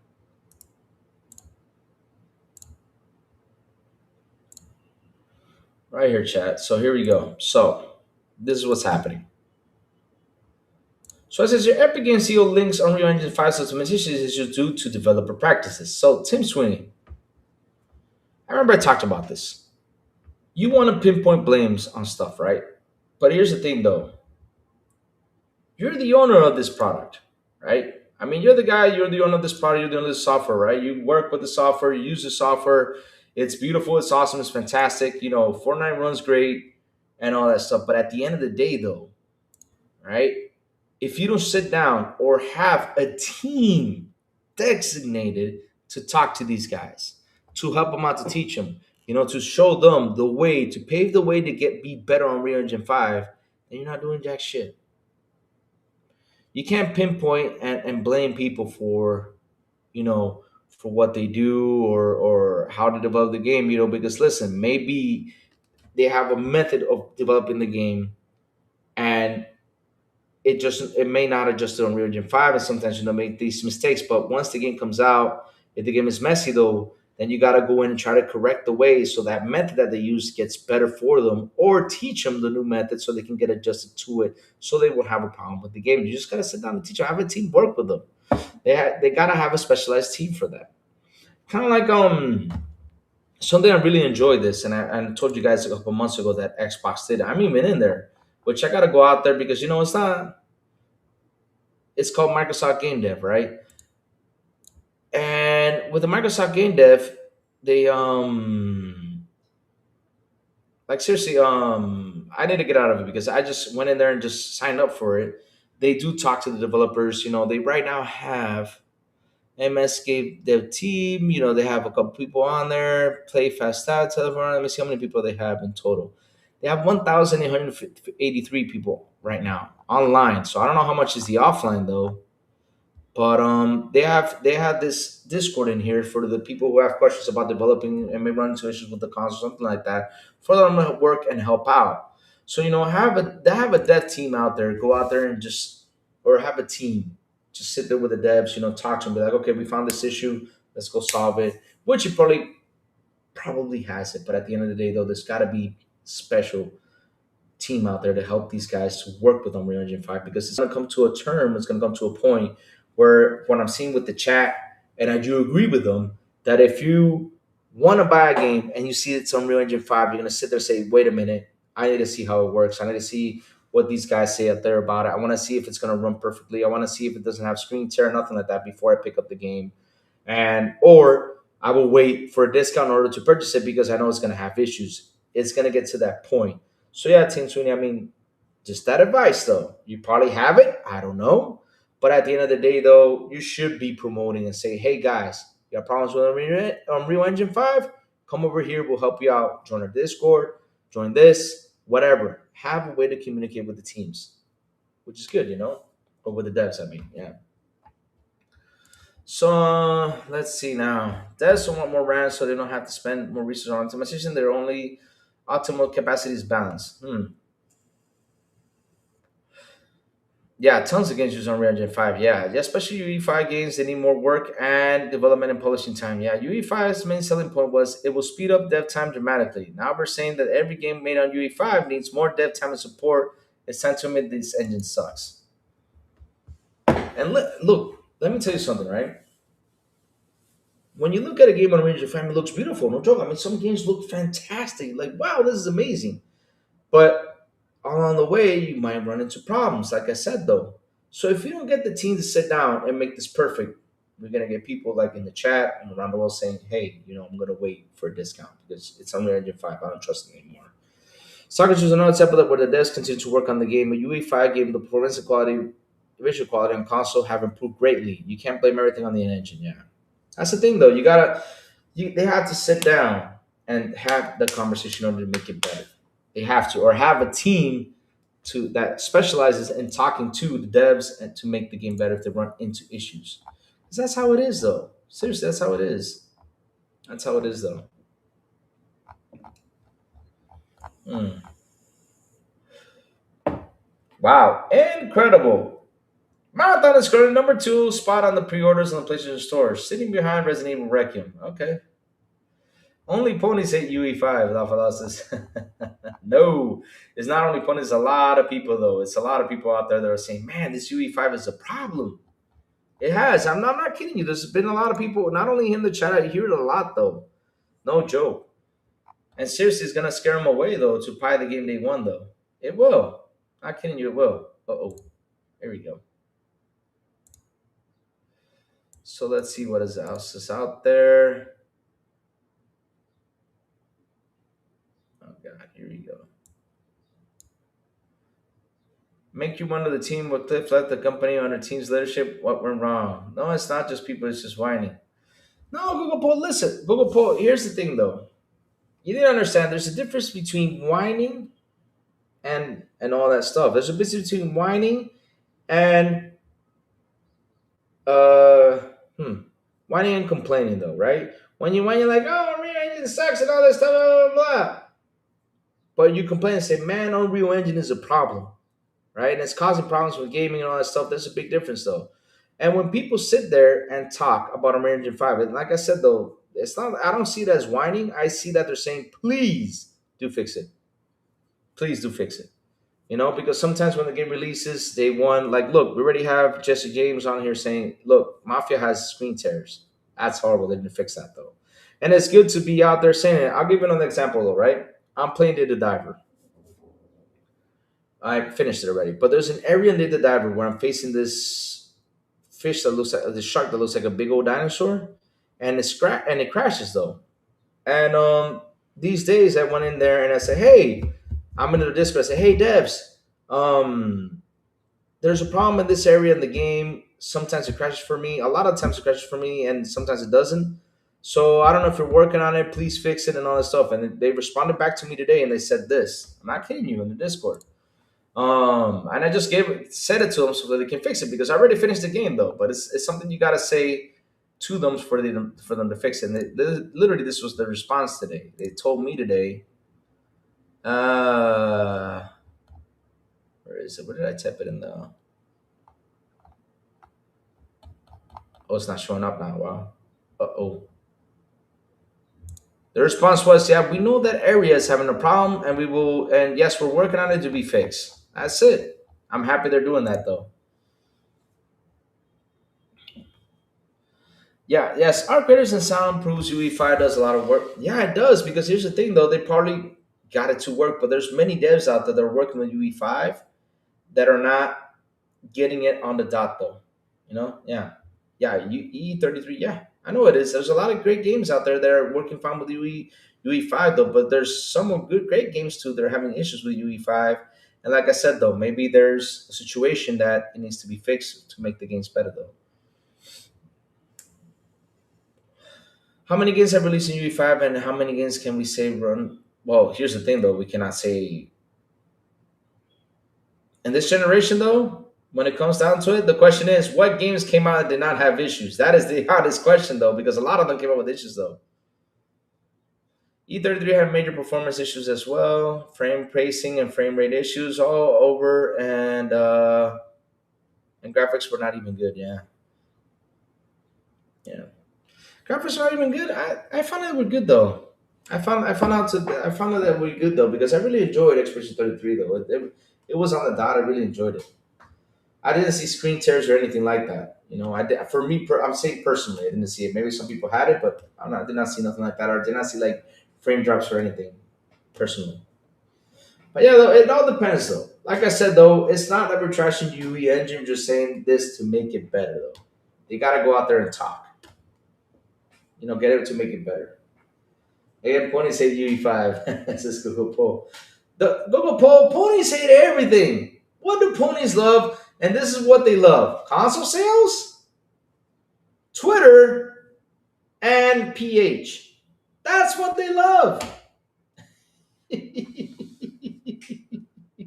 Because look, it's funny that not even their own games they love. They don't love their own games. I'm not kidding you, they don't. Concord, for example, look how they destroyed Concord. Only like what was it? 2,000 users tried out. But he's even hate this doesn't with Sony. Yeah, they hate everything. We cannot take Google Poll. We cannot take a pony's word for nothing. We cannot take that for an exact. No, we can't. We just can't. Now there's good PlayStation people like Big Cloud, which is pretty good. He calls things down the middle. But we cannot take a pony fanboy out there and come out and tell me about what does he hate, because literally they hate everything. They do.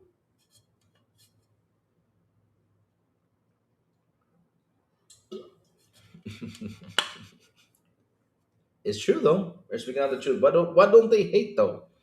It's weird we have not seen a Sony fanboy drop in here to be like, this is they're not working on PlayStation. TCL's not making PlayStation. This is a lie. This is a trick thumbnail. I'm like, why haven't they come by and said something though? You told me what games you got back there. Oh, what games I got back there? Okay. I have Uncharted, Bloodborne for PS4, FIFA Soccer 2005, the Xbox One. I have Dead Rising 3, great game. Boy, dame un segundo. I have Metal Gear Solid, Uncharted, Doom, the Doom Collectors, and SmackDown Here Comes the Pain, and that Switch one. I can't see it. I'll tell you in a minute. Chat, give me 1 second. Give me 1 second. Hold on. Dime, paso. ¿Qué es? Ay, ah, ¿está bien? ¿Cuándo? ¿Ahora? Está bien. Está bien, está bien. Está bien, está bien. Sorry about that, chat. I was getting medicine.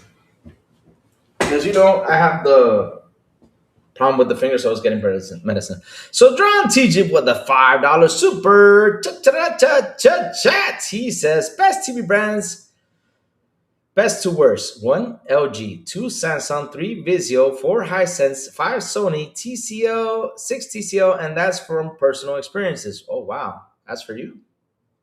Oh,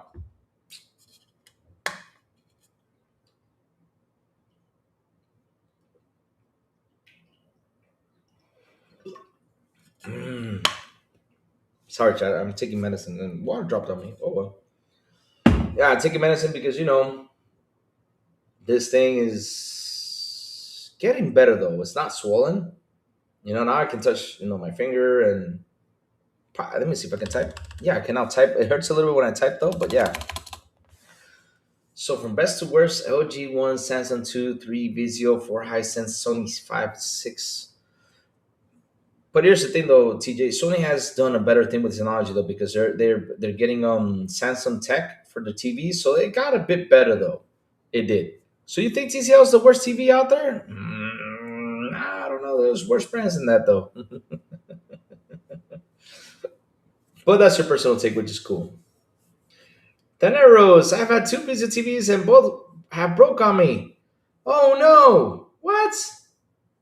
To use the antenna though. So yeah, I have the Doom. What's it called? Doom Anthology Collectors. Which, yeah, I paid $80 thinking the BFG was going to be big, but yes, it's a small BFG. It is. It is. It is. It is. It is. It is. I was full right there. That was $80 for little itty bitty thing. Stands for total crap, Louis. Damn. Damn. I mean, I don't know if they improved though. Like I said, a couple years ago, they were horrible. I don't know. Now they improved at least a little bit. That's not fair comparison. Tech in house and UE5 third party. The Doom team said themselves that Optimus is a ton of collaboration and not just the engine. Yeah. I mean, yeah, like it all depends on the dev team too, though. It all depends on the dev team that works on the game, though. Not like Cold Violet, though. Those guys. Oh my god. What I cannot believe is that Sony let that game. Seriously, I just look. There's some things in life I don't understand though, and that's quality control. They gotta have someone to check quality control before the game releases. Seriously, my grandpa's a 300-pound Magna Box TV. That's the word. Wait. You're just trolling though. Was there a Magnavox TV? There cannot be a Magnavox TV. No way. I cannot believe that. Hold on a second. No. Because I know that Magnavox comes from Robocop though, isn't it? Oh, did I just put? Why did I put text though? TV. Oh, there was a Magnavox TV though. Huh. Robocop. Oh, it's Magnavolt. Sorry about that. I got confused with Magnavolt. My bad. I was like, wait, I remember reading something that's Magna, but it's for Robocop though, but it's Magnavolt. You know that scene where the guy gets electricity, shocking them because he hops in the car. That was pretty cool. Mm. And so, like I was talking about the Doom anthology though, which really ticked me off about something because listen, chat, listen, chat, listen. If you gave me this itty bitty BFG for $80, which, like I said, I purchased it because I wanted something like that. Yeah. No, let me. Come on, camera, follow me. Follow Lou, yes, sir. Come on, follow Lou. My little camera. What's it called? What's this purple call it? My little camera. Watch out for that. We don't want to break that. My little camera elf, as purple calls it. So I got the dermatology box set, right? Oops. This is the box that it came in, which I saw the little BFG, right? Cool. And oh, it's Mario Party, the little Switch game. Just saw it. This was the little BFG right here. I showed it to you guys a couple times. The little BFG that came in, which it has a light that turns on, which is pretty cool stuff, right? Okay, that's cool, right? But again, it's small. I was expecting something a bit bigger at least, but no, that's what I got. And this is where it made me kind of mad though.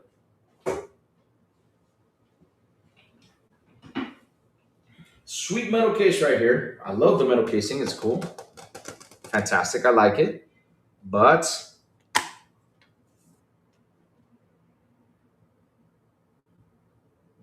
seriously, at least give me CDs. $80 for this. That's why I tell people if you're gonna buy for real cheap, get it for 40. That pissed me off. I wish they had like the CDs though. I wish they did. Remember Senate? Yeah, Senate TVs were the best though. Good 3 was also on Dreamcast and run incredible. It ran pretty great. No, the game is there though. But it's there. But here it is. This is what it is though.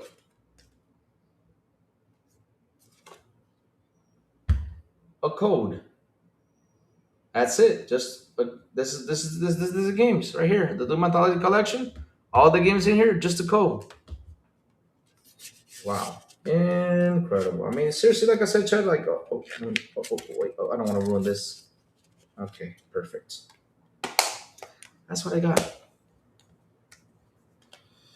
At least I wanted the disc, though. I mean, it would be pretty cool to have like a Doom C, Doom 1, Doom 2, Doom 3. I mean, it has a lot of games in there, which is fantastic, but damn it, man. I felt like they just, yeah. Do PCs come with disk drives anymore? No, they don't. They don't, because people are just downloading everything. They download apps, they download stuff. Hey, Demo Flow! Be my baby, Manu. How you doing? They don't. But if you build the PC, though, like for example, if you go to, let me see if you can do it, though. Hold on. Let me go to MacBook. Let me go to Mac.com. Let's go to Dell, though. Alienware. Yeah, let's go to Alienware. Alienware. The best PCs out there. Sapo's PC gaming is an Alienware. Yeah, Sapo, I remember. So let's see. Alienware Air 51 desktops. Yeah, let's go. So yeah, shit. God damn. $7,000 for PC? Hell no. You're crazy. All right. Is that only for the desktop? It better have a damn monitor though. Shit. $7,000? Better give me not damn. Better give me damn. I'm not kidding. Better give me a monitor. That thing's pop up. No joke. Even though here chilling, playing a bit of COD before work. That's all. This in chat. Damn, Flow. The only game he plays is COD. Damn, but you got it. Pickle $7,000 for that PC, man. It better have a damn screen, that comes out and then gives you a hug or something. I don't know, shit, or massage your back, or I don't know, shit. I don't know, chat. I don't know. Demo Flow. I'm using Alienware for an example, though. I'm just using it for an example. No worries, I'm using it for an example, though. So yeah, build your own, customize now. Let me build my own PC. So it says here. We can have Intel Core 7 265 processor, 66 MB total cache, 5.3 gigahertz. So you can have Windows 11 Home or Windows 11 Pro. For Windows 11 Pro, you gotta pay $60 extra. Let's keep going. Graphics card. Let's use the 5090. Yay! Let's use the 5090 in there. Memory. Only 64. Let me see, 32 gigabytes, so channel DDR5. Who in the blue hell wanted the damn thing? Give me the 64 gigabytes, assholes. So storage. I want, 8 terabyte. God damn, 1,950 for 8 terabytes of space? No way. Okay, I'll use that. So let's keep going. Memory, storage, ready total storage. Chassis option. Keyboard, mouse. Wow. Well, guess what? They don't have CDs anymore. They don't. They don't use CDs no more. I'm sorry, they don't. When you put a computer, though. Does it have it? Does it have it a 5090? Yeah, it does have a 59. But damn, $7,000 is a lot of money, though. Save some money and grab the R60, says Safo. Yeah, laugh my ass off. Nah, I've been playing other games, but no. You've been playing COD. Listen, we're about to go do an intervention, Demo Flow. We're about to go do an intervention, man. I'm not kidding you. I'm about to get everyone to do an intervention on you. You're like Pelum. He only plays Bleach. Damn. PC, yeah, they used to, but you can get the CD though. You can still get the CDs. You still get if you customize your PC though, like if you sit there and you customize it, like my box thing here, I have the space to install a CD to it if I wanted to use the CD thing. But we don't need CDs anymore. We gotta do is just download the game and that's it. Simple and easy. Yep. But Chad, can you give Lou a second? Because that guy really gotta go tinkle. That sip of water got me tinkle. Tinkle, tinkle, tinkle. Why do I need this drive in 2026?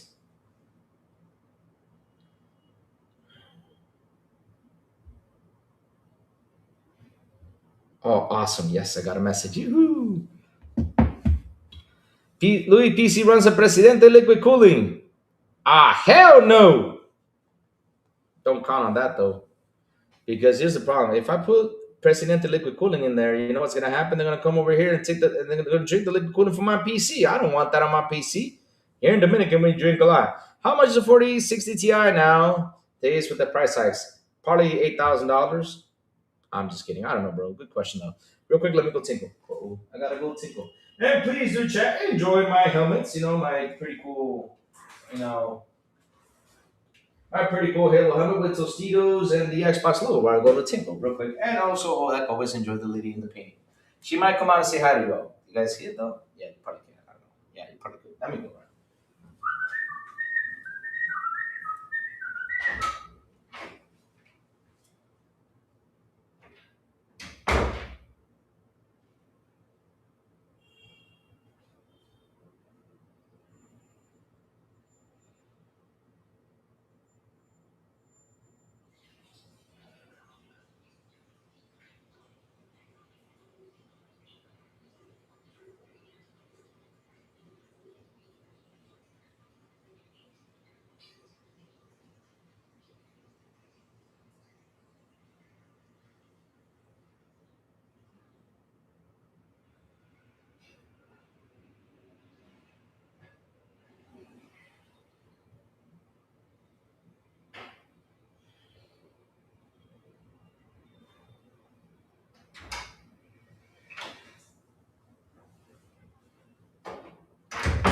Ah,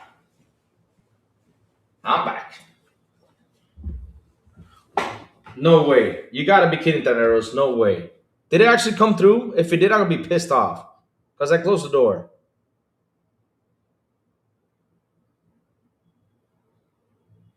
You gotta be kidding me though. Did they that came in through? No, no, no, no, no. Because that's never happened before. No joke.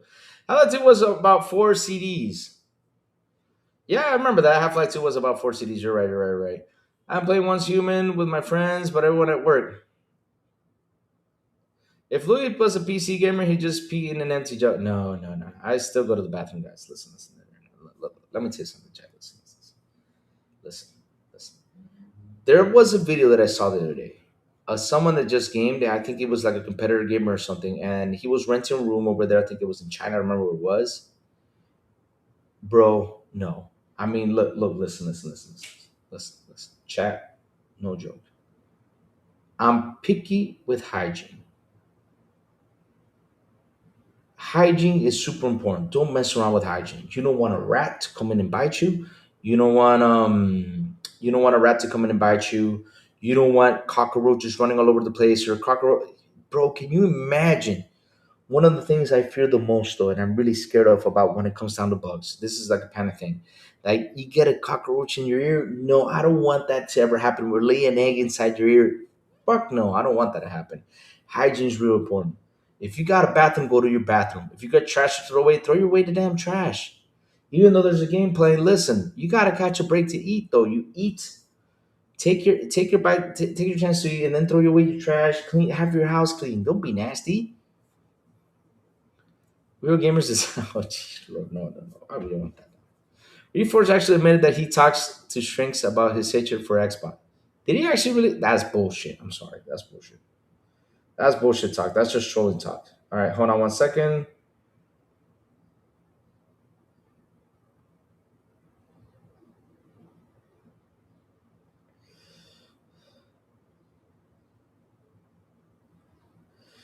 All right, perfect. Yeah. We're just gonna check it into water. What was that movie? There was a movie though that I saw that you take a plastic bag and you recycle your pee and mix with water or something like that. I remember I saw a movie like that. What was that movie called though? Hmm, I don't know though. I forgot. Thank you, Automat, for grabbing that. I don't want that here. Steamboats, I don't want that. That movie called about a person like Pete or something like that. What's the movie called? Hmm. Hmm. But yeah, but that listen, Reforge is just a troll though. Reforge is seriously one of the things I really do not like about Reforge is that he went out there and said, "Hey, I don't know how quick resume works." I'm like, really, bro? Seriously? That was like a weird discussion right there. Seriously, that was one weird one. No joke. I work resident HVAC for a while, and I say at least 25 homes we went to either hoarder level or borderline hoarder status. A lot of people are discussing. Ah, shit, shit. Like for example, me this year. I cleaned the house this year. I threw away a lot of boxes. Like for example, you don't see my PS5 box over here. I decided like to like it was taking up space. Let me put it in there. Same thing with the Nintendo box. It was I had it for like decorations, right? So what I'm gonna do? So what I did was I grabbed the boxes and stored them in a place because the day I sell the consoles, I like to sell them with the boxes. That's the only thing I like to do: sell it with the boxes so people can have their box. If they want to throw it, that's a problem. Um, but I'm just tired of like seeing like other stuff. Like I have like the over there. I have like a box for the controller because it looks nice. It's a cool, nice little box, nice to show that to feature. And the X1 Elite controllers right there, which is helping me hold the CDs. But yeah, I'm throwing away stuff. But like hoarding stuff and saving stuff, no, sorry. S34 Show said on one of his shows while talking to his shrink something about discovering that he doesn't want to be see Xbox fans happy. That was like 2 years ago. That's bullshit. See, I mean, look, that's BS. You go to a shrink because you have a problem about life. Can you imagine me sitting with my shrink? Hey, doctor, I have a problem. What's your problem? I hate Xbox fans. How do we know the shrink actually play games or know what an Xbox fan is? Seriously. I'm not kidding you. Maybe I never sat down with a shrink and talk about games though. No joke, I never done that. Like, why do I want to talk about games? How can games be a problem with life though? That's what I'm saying though. Like seriously, I sit here and I look at conversations like that. Like he said he talked to a shrink. That's bullshit. Because it's not a real problem. You just hate them. Period. That's it. That's all. That's not a problem. You just hate them. But how can that affect you in real life? Like, okay, so wait, so Reforge goes outside and he says, "Hey, how are you? I'm good. Are you an Xbox fan? Yes. Well, I hate you."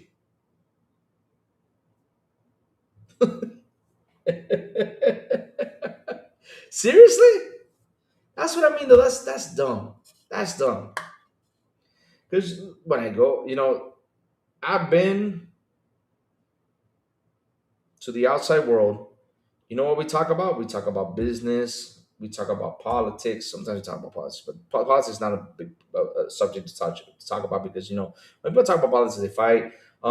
We talk about sports, NBA, baseball. We talk about, for example, if I'm out with the motorcycle riders, we're talking about the bike. Oh, we got to do this. We got to try this out. We got to go to this place, stuff like that.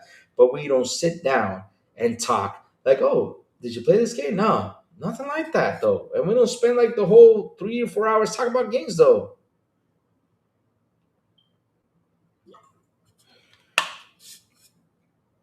But yeah, him of saying that he talks to his shrink that he hates Xboxers, that's bullshit. Because around the world, listen, I go outside to talk to people, and you don't talk. Like seriously, like it's not a main conversation though. Gaming is not a main conversation though. Now, when you go to gaming events, stuff like that, you will find those conversations. Jeffrey is a content creator, and reading comments on your videos can be damaging. Pickles, yeah, that dude talks about games for hours online as he has authority, yet he bounces games because they're too hard. Wow.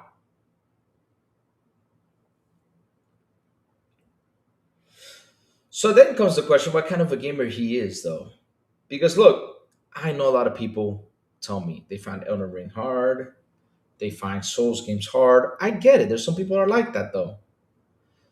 But the funny thing is though, the funny thing is though, what kind of a gamer are you? Because if you come back from the Nintendo days, you cannot bitch if the game was hard or not.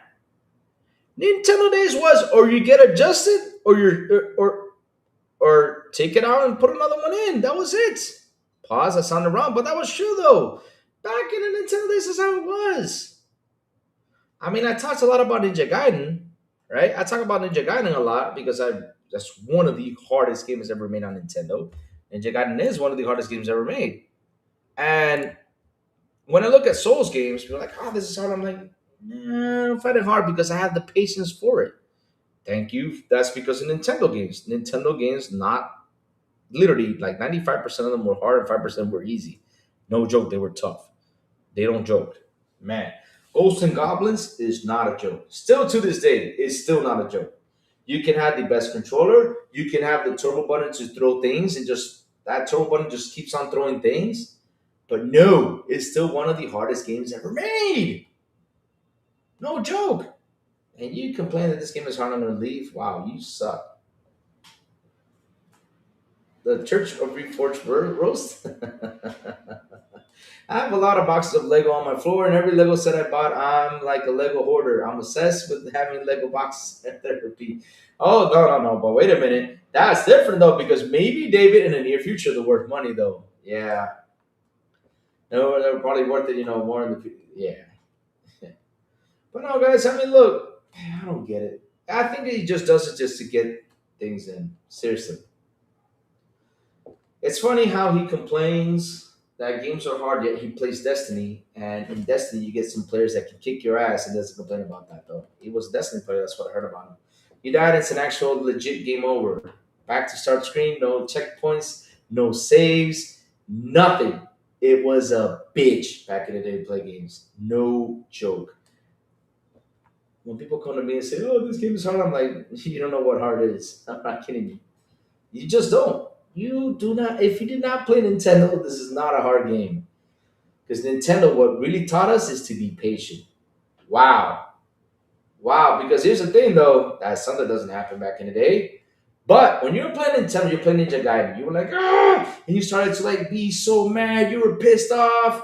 Ah, throw things on the ground. You're agitated and everything. But when your parents saw you having a fit and they saw you throw that controller on the ground, you know what happened, right? Ho ho! You got the belt. You got the stick. Yeah, you got something though. You got something. You got something. You did. No joke. Man, we had. Listen, guys. We had. There was a slipper back in the Dominican Republic, right? We have a slippers in the Dominican Republic that it's called Samurai, and those slippers were made out of rubber. When you got spanked with a Samurai, ho, ho, ho, shoot. Oh my god. That's how it was. You got a spanking for your fit. And that's why every time you play these Souls games, every time I start getting fit, it reminds me back in the day when I got spanked. I always tell myself, Louis, chill out, relax. Because that's how it was taught back in the day. No joke. I mean, bro, rubber slippers. Ooh, you don't want to mess around with that, dude. That thing hit hard. And not only that, you know why they were called samurai? Because they look like they look kind of like a Japanese thing. But the funny thing is that you could be in this room, right? And the other person could be in the next room, and or my mom could be in the next room, or the maid, whatever, who could be in the next room, right? If that person took off the slipper and threw it in the next room, I'm not kidding you. You could be sitting down here, the slipper would go in, turn around, fly in the room, and hit you in the head. No joke. It's like they were psychic. I'm not kidding you.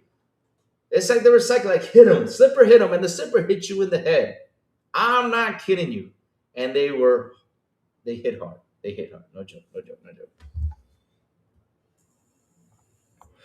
So it says here, John TJ with the $5 super. Louis Samsung already lost the TV war. They are now using only LG OLED panels on newer models. LG is king. Yeah, 100% LG is king. LG is one now the best TVs. That's why I had that said. It tells me what are the best TVs. And for now, it's in Samsung. But LG probably come out. Um, I don't know, Joe. Google it. I'm not kidding you. Let me see if I can find it though. Oh. No, I know they lost. Listen, they lost it though. But right now, for our teams, the best TV when it comes down to certain things, they're saying that the Samsung that TV is right now king. But I know LG. Remember it's the beginning of the year. LG will probably come out with the TV and they will take the spot again. But yes, LG is king when it comes down to TVs nowadays. I know they lost that war though a long time ago. Samurai chancla, chancleta. Let's see if I can find it though. Oh man. Oh man. Here, I'm already getting shingles from this. I already am, Chad. I'm already getting shingles from this. And these are the new samurais, though. But the old samurais were rubber. Oh, oh wow, it's raining. Oh.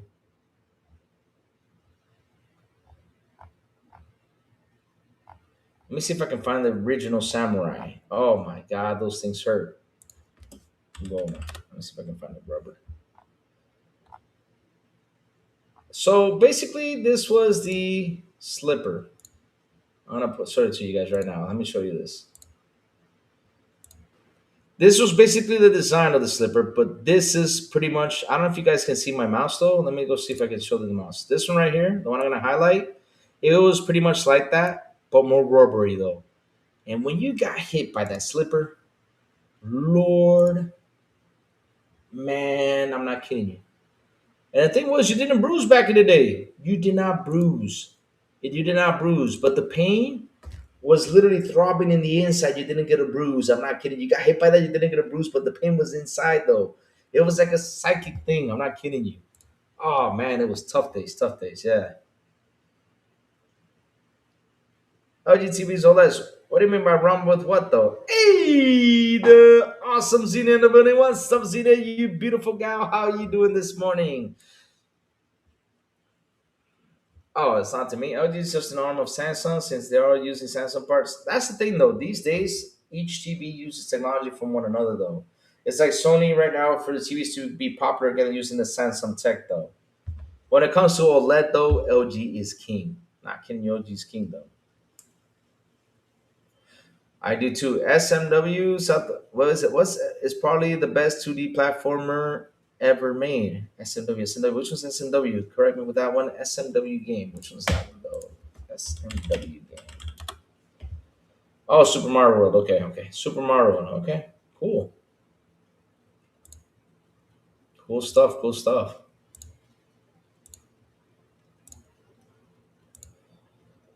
LG looks great. Oh, it does. Cool. And there's this guy out there who like shows you, uh, like it literally shows you how to tune it. And man, ooh, it just gets better. The LG is best. Oh, it looks beautiful. It looks beautiful. Super Mario World. I'll tell you this much, Yubei. I liked better when it comes to 2D. I like Super Mario 3. Why? Because the enemies were different and stuff like that. But it was fun though. Super Mario World was pretty good. Second emulation, now the PS5 is jailbroken. Imagine PS5 emulator, the Xbox Magnus, and with the other emulators along with it. But it was funny though because you do not need to download the PlayStation 5 emulator because you can buy the games though from Steam and have it on your box. Woo. Mario hit back with Super Mario 3, Super Mario World, Mario 64. That's pretty good, incredible streak. Yeah, that Super Mario 3 was fun though. I love that game. It was good. You also got the little cool armor. What was it? The little hammer suit. That was pretty cool though. I like that suit. LG and Samsung are different companies. You're not. Come on, man. TJ, what do you mean? To be fair, I've been playing Doom reboots for a long time. Doom 3 from Doom's 2016, Doom Eternal, and Doom the Arcades, and I know those games are better than Reforged could. Oh Lord, oh Lord, oh Lord, bro. Oh my God. It's like just that one time when Destin said, "What does 343 mean?" Like, bro, Google it. Neon Inferno is really good. Kind of reminds me of Techno Cop. You can get 4 HP and reach checkpoints, collisions, and enemies. You can buy weapons or let me see. Neon Inferno is really good. Kind of reminds me of Techno Cop. You get 4 HP and must reach checkpoints, coalitions, and with most human enemies don't harm you. You can buy a vest for 2 HP. Nice. Nice. And Astrobot, GTA 7, I mean, I'm over in GTA 6. What if a base TLC edition PS5 ran better than the PS5 Pro? Damn, that's actually a good question. I'll be amazed by that though. We might get to play GTA 6 early with the emulator once before GTA 6. But you don't need the emulator though. At the end of the day, you won't need it. I mean, you'll be perfectly fine. You'll be perfectly fine. It'll be fantastic though. So let's see now. It's gonna be fantastic. I keep saying that next gen is gonna be great. It's going to be great. Next gen is going to be great because that's what I said though. Access is the key important thing of all this. Having a box or having a machine where you can access everything you want, play anything you want is going to be fantastic. As for me, how it is going to be though, it's going to be fantastic for me. It's one of the best features going to live out there. No joke. It is. It is, Chad. It is. It is. It is. It is. Access to where you play a game, access to your library, access to everything. That's key right there.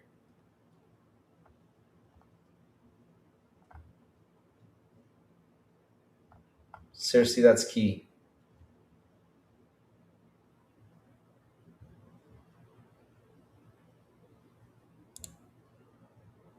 Hmm. What else is out there, my chat? I think we're done with generations. I think so too, though. Like graphically, I don't know. We're going to get upgrades. Yep, that's how it's going to be. It's going to be upgrades. Yep, upgrade your beast. You know what? First, since we're going to play it on Xbox OS on the Magnus. Yep, 100%. Ken Lou, have you seen Reforged has his wife on G? She definitely wears the pants. Not simply. No, I never seen that though. Here's the thing about Louis though, chat. Here's the thing about Louis. The things I hear from Dreamcast guy, Reforge, Colts, and all those guys is that you guys come around and say something. When you guys come around and say something, that's what I hear about. I don't go watch all these shows because here's my take though, right? If they have something interesting for me to see, I will go check it out, right? I will go check it out. If it's interesting. Like sometimes I do watch some cult videos, but Reforge and Dreamcast guy, they don't have nothing of interest. Nothing interests me because here's the thing though. It's okay to hate something. It's okay. It's okay. You can troll, spew, spit on it, whatever. It's okay. Like cool. Like if you want to hate on Xbox, that's cool. But when you go beyond the hate and go to a level of stupid hate, I don't care.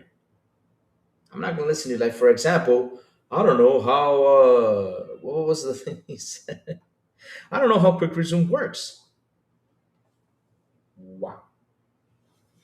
And you said that live on a show. That's what gets me. How can you say that live on a show? I mean, bro, come on. Say that elsewhere. Or say in a different way though. Or say, okay, I watched a video on YouTube and I see how quick resume works, but I still don't get I saw it, but I still don't get how it works. That's actually being more honest though. But by saying I don't know how it works or trying to throw dirt on it, literally it's called stupid hate. It makes you look seriously, it's no point to it. But no, I don't see that though. I watch the people that comment. Yeah, exactly. That's it. Just gets too beyond. Like that's a stupid comment you just made. Out there. It's out of proportion. Like seriously, be more smart about it so people can go out there and say, he actually made a good point or a good discussion, because that's what it is here. If you're gonna discuss it, let's discuss it in an appropriate way. Not make all these comments like, wow. For example, another one like Fable. You mentioned earlier, I'm like, why did you do a video like that though? Just to get clicks though? Because of course, you do that to get the PlayStation fanboys to come in and watch what you said because you're trying to get those views though. But at the end though, when it comes to the Xbox guys, gonna look at you and say, "Bro, this is not cool." That's what they're gonna say. But say, "Bro, this is not cool though." They will. They're gonna say, "This is not cool." I mean, what are you trying to say though? But yeah, you think refreshing working brain? He does have it because you know why he does have it because he knows how to get clicks and he knows how to get views and he knows how to get all that stuff. He does have and does a pretty good job with it. But it gets to a point where when we sit down and look at it, we're like, no, it's a waste of time.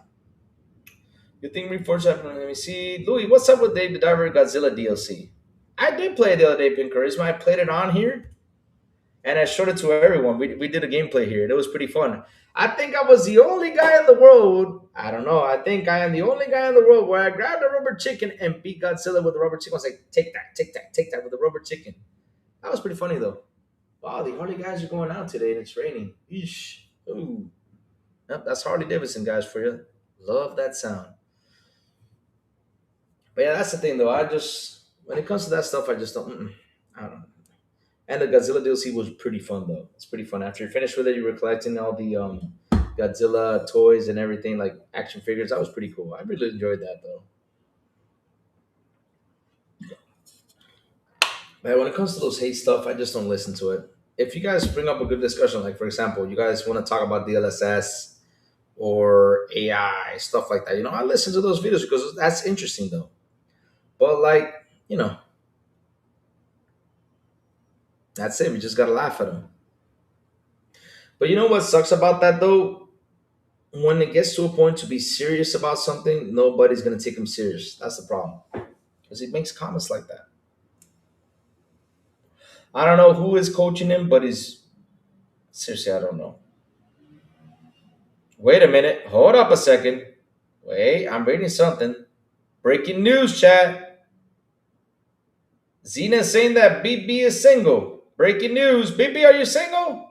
Man, I'm watching that Discord messages pop up. BB, come clear out the sky with this. We still got time to make predictions of TMR. Tomorrow to developer direct. We still got time to make predictions of TMR. No, we're gonna leave that for tomorrow, Pickles, so we can have that conversation for tomorrow. Because remember, these days when it comes down to the news, it's been a bit itty bitty slow though. Third party play anywhere titles coming soon. Dragon Quest 7, Reanimal, High on Life 2, Screamer, Life is Strange Reunion, and 007 First Light, 100%. Yep, 100%. Oh Lord. Why so serious? BB Money single?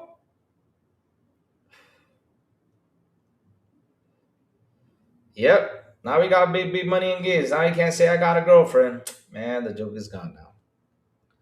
But BB Money always got a girlfriend though. I don't know. Back on the market? Uh-oh.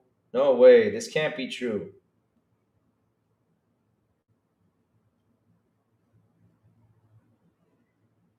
Yep.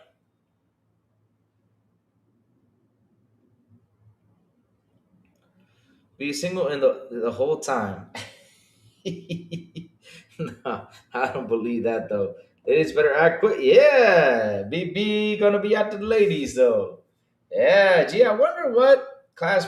I don't know. I don't know. I don't know, guys. I don't know. Now he can't come. Now he can't be out of the bathroom though, because his head counts. His head counts. Oh,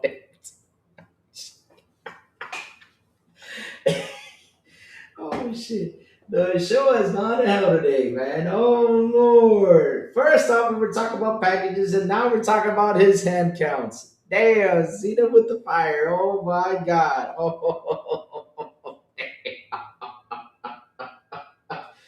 Lord, we just lost the show today. Damn. Oh Lord, maybe gonna be at the strip GTA strip. Maybe he buys it for that though. He never knows. Jesus Christ.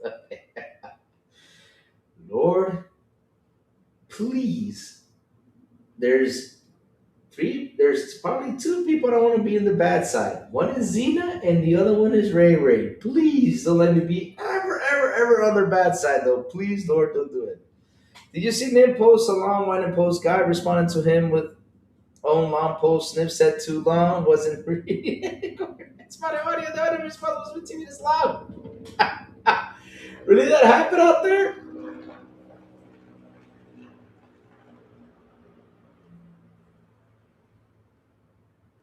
Yeah, Chad. I look up because if the day I see one of those helicopters spinning, I'm running.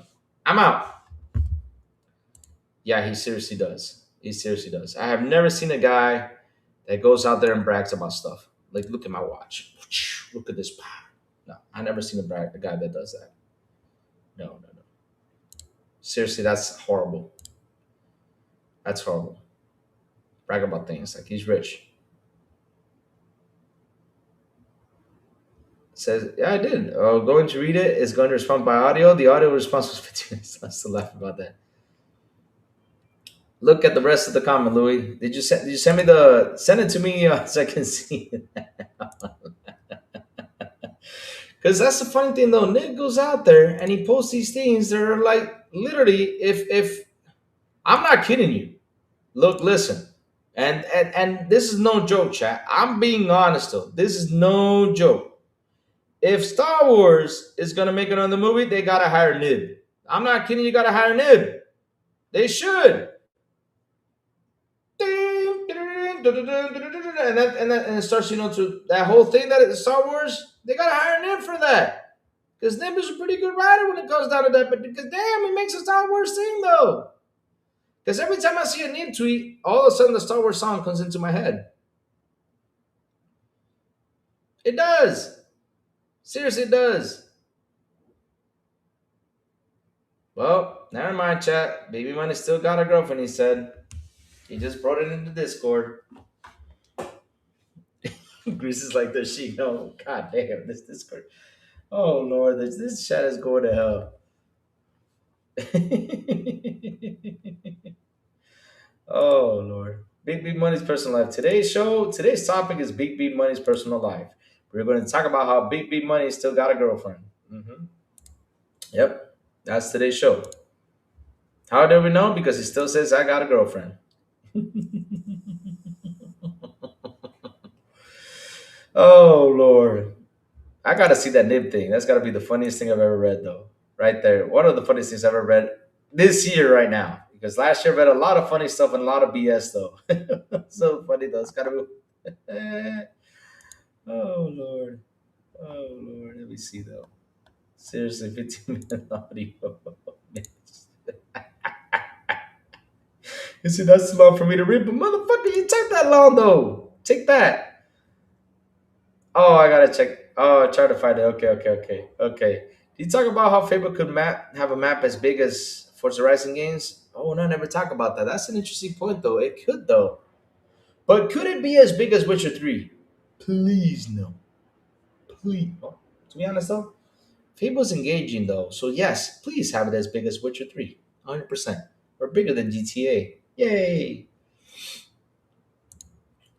Now you got sheeps and probably have goats. You'll probably be kicking around goats and sheeps too. It's gonna be fun though. It's gonna be a fun time though. Fun time to be a gamer. This year alone, and listen, chat, just to be an Xbox gamer, whoo!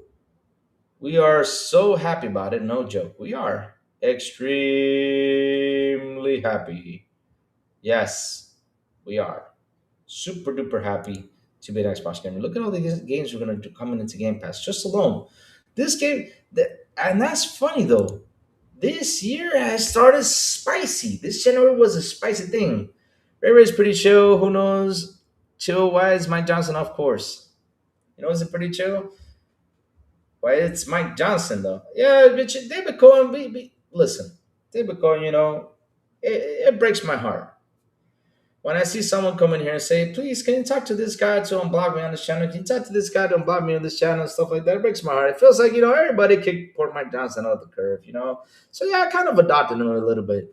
But when he gets a little bit too picky, of course, moderators will get him. But, yeah, we adopted him, yeah.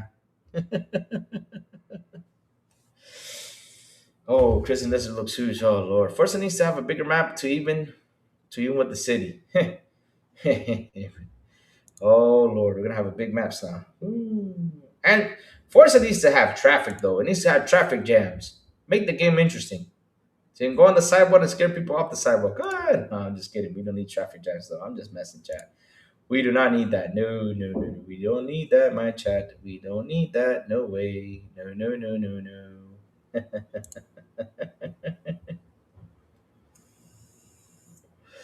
Oh man. Oh man. Dude, just remember we don't talk to ponies. Ah, we don't. But Mike Johnson's adopted though. We have two adopted ponies, and that is Mike Johnson and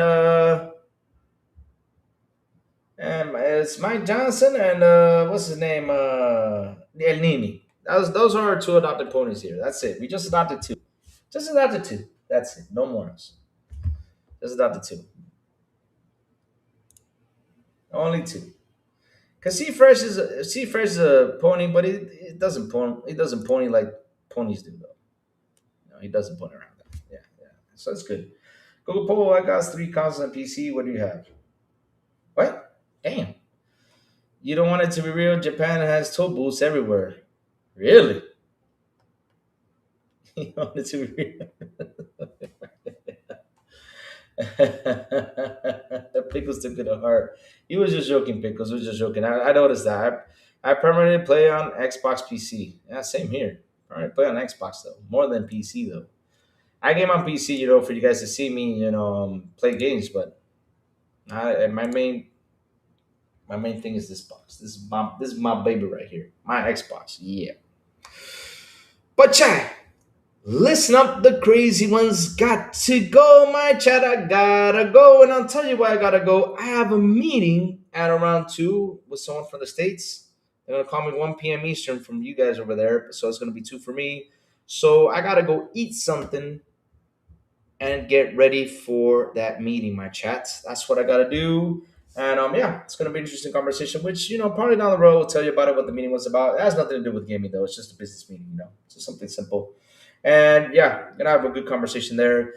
But chat, like always, before I go, tell me what you've all been playing. And tomorrow, chat, remember I'm gonna have an early show on probably started at 9 a.m. my time, which would be 8 a.m. your time, and take it up to 11. So tomorrow we're gonna have an early show because I gotta run to the office and then come back. Okay, here we go. There's the response. So let me read this. Hold on, real quick. Let me just read this just to laugh. And yeah, I'll be on earlier tomorrow because I gotta run to the office. It all depends on how my finger feels because the office has got a lot of dust in there, and even though they clean a lot, I don't want it to get infected. But yeah, tomorrow I gotta go to the office and do a couple things, and then run back for the Xbox showcase because I want to be here live, watching it with you guys. So yes, tomorrow we got a two-parter. Um, yeah, and let's see if I can bring Joey in on Friday because on Monday we won't do a show because I'll be out of town. Just to give you guys fair warning, I'll be out of town on Monday, but I will come back on Tuesday. All right, to tell you all that. Because we're going out of town for a weekend with the family, though. You don't have to read this. Just look at the Discord, though. Oh Lord, where's the? Let me go see it. Oh, okay, general. Let me go to general though. It's gotta be general. Here it is. Holy smokes, that's huge though. Wow. No way. House Quake says a few things were clearing up here because the take makes us. Your response are too long and too many points to be conducive as a text back and forth. Really, you should be responding in voice too. Just pause and play each to a point or jump in space we can discuss instead. Oh, wow. Wow.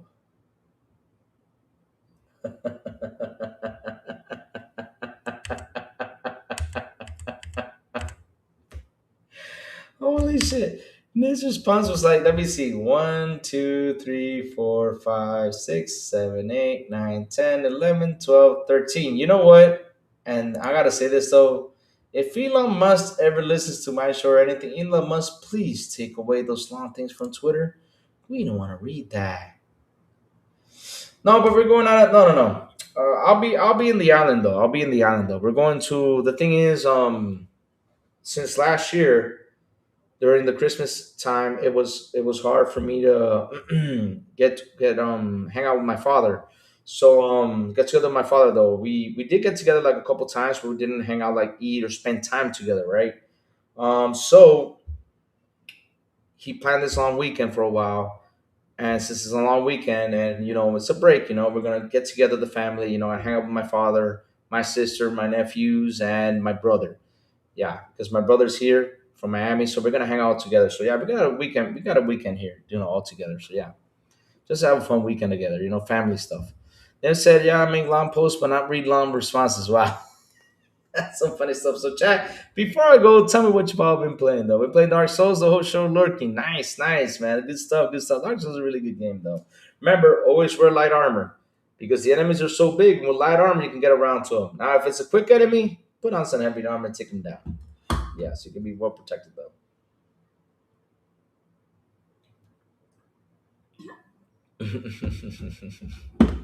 He does not read long posts. That's so funny.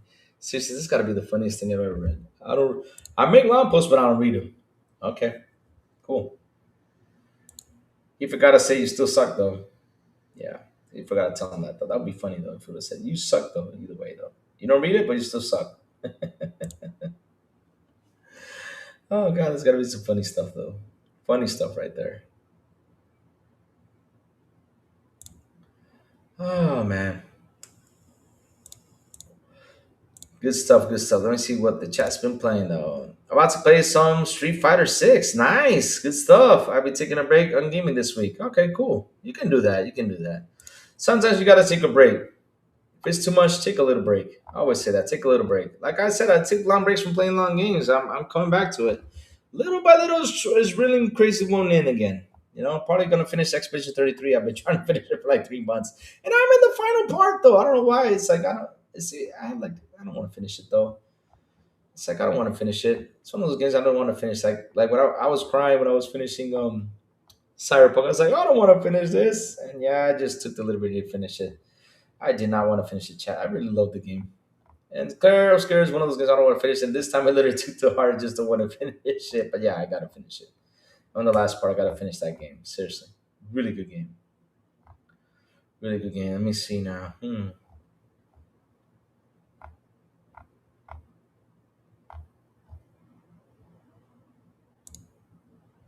I'll post some pics of see. Oh, nice. Post it. I've been here the whole time. Louis been setting up my. I know. I said it before. You're probably setting up your raw Xbox Raw Ally X. Yeah. Oh Lord, we're gonna miss Far Q on the Xbox though. He's not gonna play his Raw Ally X. Yep. Far Q is gonna be, in the bathroom playing Raw Ally X. Just remember, Far Q. Remember one thing, Far Q. When you're gonna, in the bathroom, remember, put the raw guy legs down before you gotta clean. All right. So that way you're not gonna be holding your raw guy legs in one hand and be using I'm gonna do this because at the end of the day you're gonna probably grab it with two hands and we don't want that to happen to raw guy legs. Yeah. He got the ROG Ally X. That's the black one. That's the full version. There's an Xbox ROG Ally and there's a ROG Ally X, which is the full version of it, the $1,000 one, black one. The white one is the Xbox ROG Ally, and the X is the full version. Is it an Xbox device? Yes. Can't believe that was an argument. Seriously, I cannot believe that was an argument. No joke. That was like the everybody had a debate out there. They were fighting. Oh, this is not an Xbox device. This is a PC, baby. Bro, it says Xbox on it. Good God, seriously. So yeah, let me go ahead and please him and say, yeah, it's an Xbox. It's not an Xbox device, you know. Bro, you're not. No, it's an Xbox device.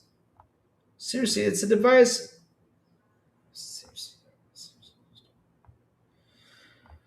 I don't know why people tend to do that just to please an audience, though. Seriously, just to please them. But okay, yeah, your opinion is your opinion. I'm an alcoholic. I cannot play on the net. Yeah, but remember, if you Gonna do the other stuff. Don't be put it down, FarQ. Put it on. Make sure you're done with the match. Make sure you're in Esperanza before you do your cleaning. Yeah, yeah, I don't want you. You know, yeah, yeah. Because sometimes it might be messy though. It might be. Mm-hmm. Know what I mean? Hmm. Might get the black one from a fit. Oh, nice. Go for it, Pickles. Go for it. Go for it. I mean, if you got the money, got the budget, go for it, man. Go for it. I have the PC handle. It is Xbox dead now. Oh Lord! You gotta just go watch Dreamcast video about it. He'll tell you he's dead 100 times though. But yeah, he'll tell you he's dead. It's dead. Ah, oh Lord. This is the best thing. This is the best thing God invented right here. The back scratcher. Scratch your back, scratch your leg. You don't have to go down that far away. Yes. Exactly, because you got it right. I just don't want to say it like that because some people might be a bit disgusted about it. Because just giving them tips, just giving them tips. And for Q, make sure you use alcohol to clean it after that because the smells can get attached to it. Yeah, you don't want germs on that thing. No, you don't. You don't. You don't. Yeah. So it's a great day for Xbox and PlayStation and Fuel and PS and Dev Direct for Xbox. Good stuff. Yes. Great day tomorrow, my chat. Great day tomorrow. That's what we're going to be here to talk about it. Yes, sir. We will be here to talk about the showcase. Yep. Yes, sir. We will. Yes, sir. We will be here in the morning. We're going to do predictions. And then in the afternoon, we will watch the showcase. So, chat. Thank you all for hanging out with me today. Thank you all for super chats. Thank you all for memberships, my chat. You guys rock. You guys are awesome. I love you guys to death. I seriously do. You guys are the best. No joke, hands down. So, chat, hit the like button, hit the subscribe button, and also hit that bell so it can tell you when XBI content comes on. And, guys, have a beautiful, and I do mean a beautiful and an awesome Wednesday. And as always, I will see you guys on the Xbox International Podcast. If you do come back on Wednesdays at 7 p.m. ET with Sarah Brother Big Plume and Silent Cypher. And on Fridays, they invite me to Don XBI en Español with Elvis Anesita Mero Berserker. Yes, sir, on Fridays. Description's right there down below. And last but not least, good morning with Crazy Lou Gaming when I send the signal over there on Twitter, Blue Sky, Discord, and YouTube. And that's why you gotta hit that bell so you can know when the crazy one comes on to talk about what's happening in the gaming news world. Chat, love you all to death. Have a beautiful Wednesday. And 4K, I will see you on our creators later on. And if anyone wants to join, come join us. But yes, have a beautiful day, and I will see you guys tomorrow morning on Good Morning with Crazy Little Gaming. Bye, y'all. Have an awesome one.